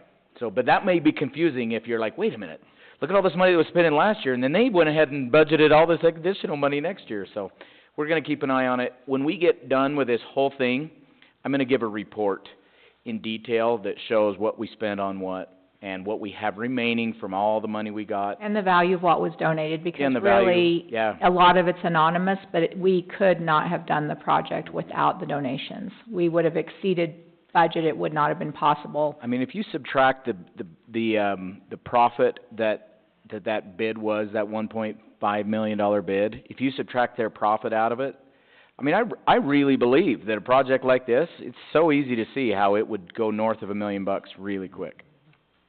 So, yeah. Okay, I just kinda wanted that clarification, but I think it, as you've seen in Dan's report,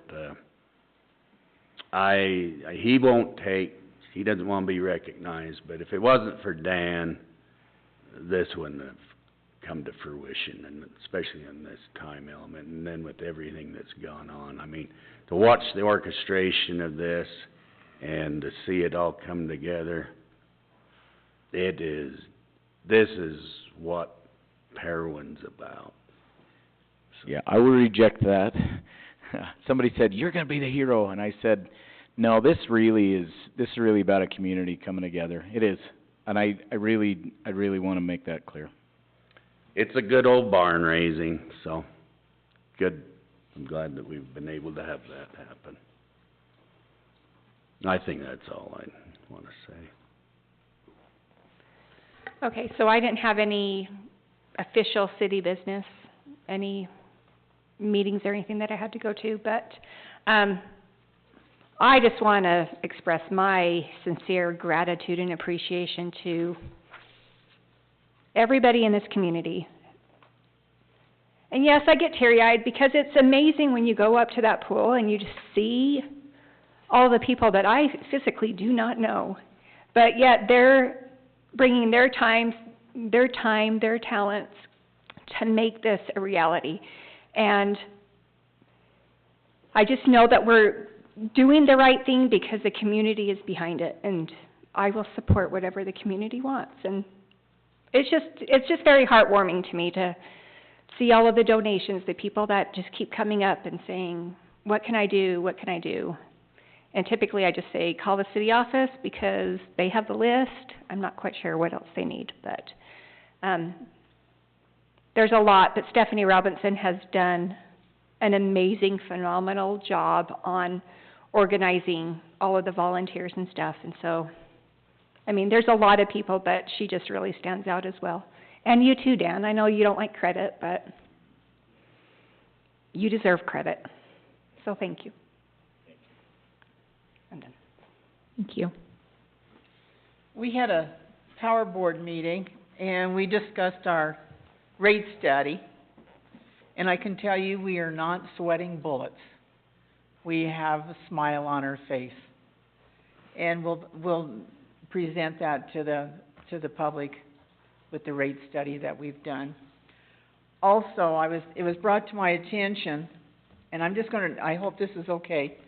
It's just, it's not a political statement, it's an information statement. The governor, lieutenant governor, attorney general, all of the senators, representatives, federal, and all of the state legislatures have put a lawsuit up with the federal government for the coal. And I just want you to hear what it says. It says, Utah's measured all of the above energy policy has powered decades of prosperity by providing some of the country's most reliable and affordable energy.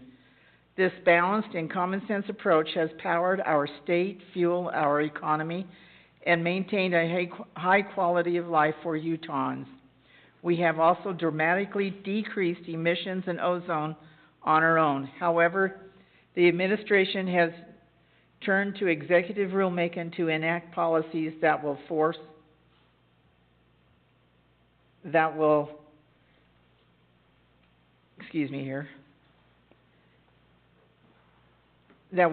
early closures of Utah power plants, putting reliable, affordable, and dispatchable power significantly at risk, and only in a few years. And they're talking about the coal plants. So they're working to try to keep the coal going for us, and that will help with our power cost. So keep that in mind what all of our legislatures are trying to do for us, because that is why our power costs have gone up, is we haven't had the coal now, and they want to control it. I mean, they want to take it, completely stop the coal. And that's all I have. I'd say the same meeting, as Councilman Downey has had, but, just kind of reiterate that, with the cooler temperatures, we haven't been in the heat yet. Now, our power costs are actually coming down what we're buying it for, so that's in the positive, because it has been outrageous. But also, the study, I mean, we just presented to us, we didn't vote on anything in the body, but the study rates and stuff like that really looks good, as a city, as a whole. I know other people's cities have gone up quite a bit, really look good. So when we do vote on it and bring it to the city, Chris Lund will bring them here and do a presentation so everybody can understand it that better than I or Sharon could do, you know, so, and ask questions. So it will be in depth and stuff like that. So. Good. The only meeting I had was a historical preservation meeting, quite contentious.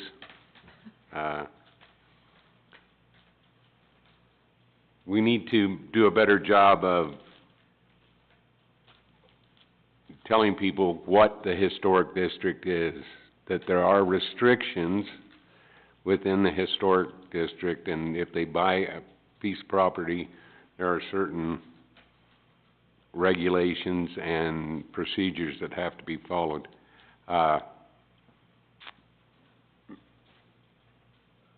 But everybody needs to follow the rules. We need to do a better job of enforcing them. Do you want to talk a little bit about just No. two sentences, not about the specific, no, I'm saying what people, like what you're talking about. If you're okay. gonna remodel, you're gonna put up a sign, you're Within the historic district, any exterior changes to an existing building has to first come through the historical preservation. And our job is simply to maintain the character of the historic district. The historic district goes from 600 west to Main Street on 200 south, Main Street to 500 north, 143 from the interchange of Center and Main up the canyon to the end of the cemetery.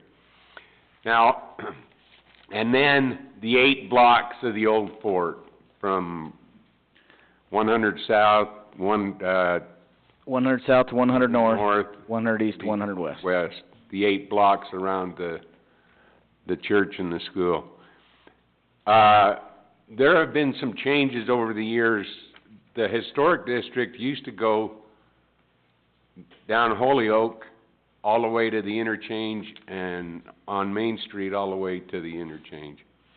And it used to be 600 feet from the center line, or 300 feet from the center line off of each of those streets.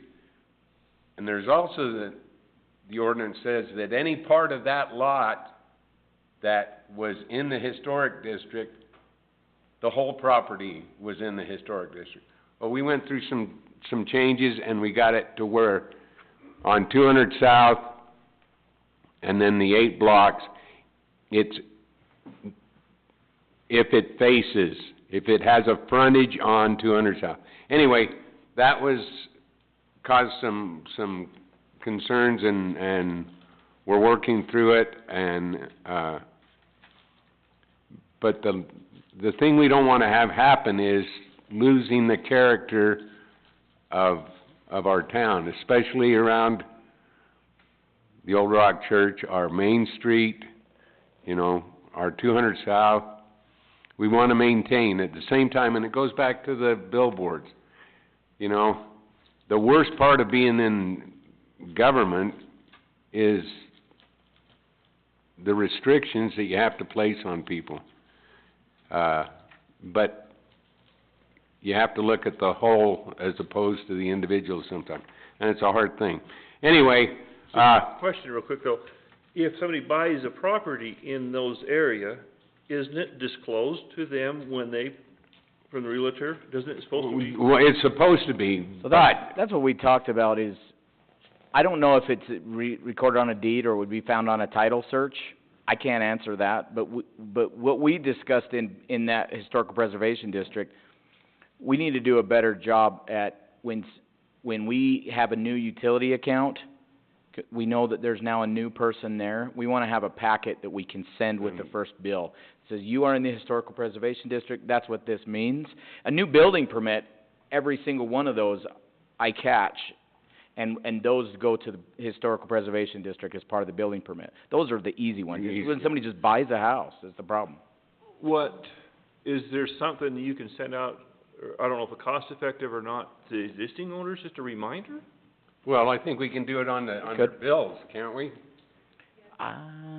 Would have to manually stuff it. Yeah. Just a reminder. Yeah. Wouldn't be a bad idea. But, Jim, did you say 143, the Center Street goes up to the cemetery? yeah. According to our ordinance, Okay.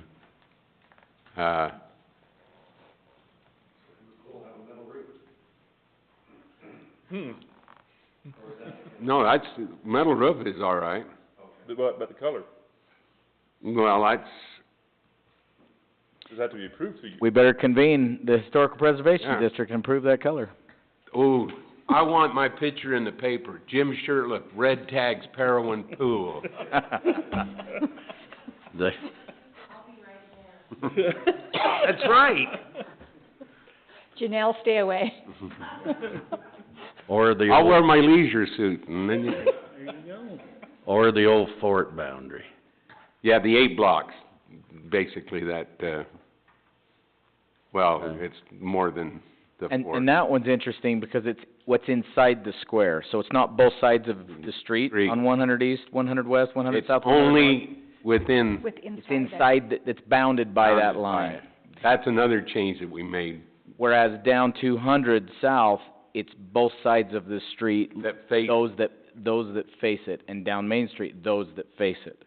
But in the fort. But it's inside the fort, it's It's what's just inside inside. those bounds, so it's only one side of the street. It's weird. yeah. just- So my Which- parents' house is in the historical. You got it, yep. Okay. My house will not be. Mayor, one last thing on the Preservation Committee, we need, one new member appointed, and we need an alternate. Leon's wife has been sick, so he hasn't been able to attend, so we need one full-time member and an alternate. Okay, thank you. Mm-hmm. We'll have That's all I have. to approve next meeting. City manager. Okay, I just have one thing. Oh, I'm sorry, Dan. Go ahead. Excuse me. Go ahead. I'm sorry. This is, got off. But in the historical preservation meeting, we also had Jay Wilkin from the Sons of the Utah Pioneers. They have some funds to repair the Fremont Monument, was the one that came up. Awesome. That, needs repair. The rock work is deteriorating, some of it's falling off. So we got a list of possible contractors. We're trying to decide how best to preserve the monuments, because we got a series of them that, so we're doing some work, but they have some money available to repair the Fremont one. And that's on the corner of First South and Main. Main, you're right, There at right there Rimmer's by Barber Shop. the old barber shop, yeah. Yeah. Silas's no, Silas. That was Wimmer's. Wimmer's was up there, Silas was in the old building there where the, Dodge building. yeah. Okay, that's all I have, Mayor, sorry for the pile up. All right, thank you. Okay, I have one item, and that is, and it has been a source of, I wouldn't call it contention, but we've had concerned citizens on both sides of this, and that is when we open or close the 600 West crossing. There's still water running. The water has gotten lower and lower and lower. It's actually less water than it looks because there's been a lot of sand that, so by the time you get water about 2 inches deep across a really large area, because there's a lot of sand and gravel underneath it, it looks like there's a lot of water. We have people that are saying we'd like the city to open that.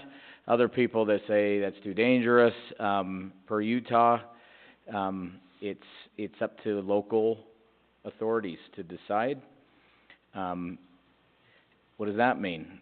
Typically, the opening and closing of roads is something that's done by Roads Department, Public Works, Administration, of course, Public Safety, emergency management type people have the ability to close a road due to safety concerns. So, as I've looked at this, what I want to do is actually just have a city policy that says once it reaches a certain number, a certain volume of water, whether we call it inches deep at the deepest point or width across, then we automatically close it. Once it goes below that point, we automatically open it. That's my personal thoughts. I've just engaged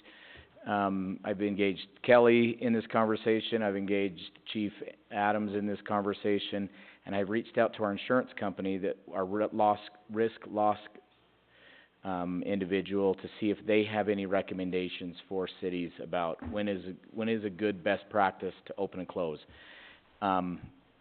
So, I mean, this is more administrative, but I'm working on that. We did open it yesterday, and we cleaned it, so it's clean, it's open. I mean, back in the day, it was just cross at your own risk, and that worked. We kind of live in a different time now, and so I would like to come up with an official city policy that everybody knows what it is, so it's not arbitrary, and update our signage accordingly, because right now it says it's not lawful to cross as long as there's water. So this week we're going to figure that out and come up with an official city policy, take down that signage, redo new signage that has some liability disclaimer. But I would like to see that there's some crossing when it's reasonable, even if there's a very low amount of water. There's no way for water to go under that. That's not a vented ford. It is just an improved ford. So are we really going to cross it if there is a trickle of water, right? There's got to be some, you know, we have farmers that have to cross, and if they have to go all the way in and back out, and they're crossing back and forth, or construction that's doing that, it adds a lot of time and expense, not to mention citizens that have to go all the way around. So I would like to have a very reasonable approach, and also an approach that puts some, you know, understanding back on the person that's driving. At any given time, you can have a boulder in the road, you can have a tire in the road. There's a certain amount of responsibility of people that are driving. There's a lot of crossings all throughout the county where you're gonna have to cross. Sometimes there's water, and you have to make that judgment call. Like, we live in this litigious society, but, I'd like to have a good policy, stick with it, update our signage, and that's what I wanna do. So, I just wanted to let you guys know that that's where we're at on that, in case anybody calls or complains that it is open. We made that judgment call. So, I guess if we have a big gully washer, well, it's dangerous. So anyways, that is really the only thing. I've been living, breathing, sleeping, drinking, and trying to make sure that we get our budgets passed. And, I think you need to have the first dip. Yeah. Or we'll push them. It's kind of one of those things that you get so to a point where you're just like, you know, just having it done with. So, anyways, that's all I have. Okay, my things are gonna be quick. So on the fundraising brick, people asked a lot the day that we were selling bricks, where the brick's gonna go. So I just want that to kind of be talked about a little, just so we're all on the same page. But kind of around the Rose Garden, potentially paths to the Veterans Memorial, so that it would kind of all be one venue with the Old Rock Church. On the picture, the front, but really they're gonna be more in that courtyard area toward Main Street. And so, does that sound right to everyone? We've sold 43 bricks, but according to Fundraising Bricks, if we get to 100 in our first round, which we have until August 15th, which I think will be to 100 before the middle of July, people do want to know where we're going to be placing those, so we need to probably really something out. Yes? How much room do we have there do they calculate how many bricks we got room for? It would be an ongoing thing. Is that what it is? So if we Yeah. get more than whatever, we would just expand it, or? Okay. And right now, there's not really kind of open to design, but we need to figure out what that's going to be. I just wanted to clarify because people thought they were gonna be right out in front of the Old Rock Church and things like that. That's already landscaped, it's already tied together, we've Well, already got the. yeah, that's the idea it So, portrays. but it's just, you know, so that's one of the things, and, so, you know, we can bring it to a agenda discussion, but when you're talking to people and they ask, that's kind of the direction that we talked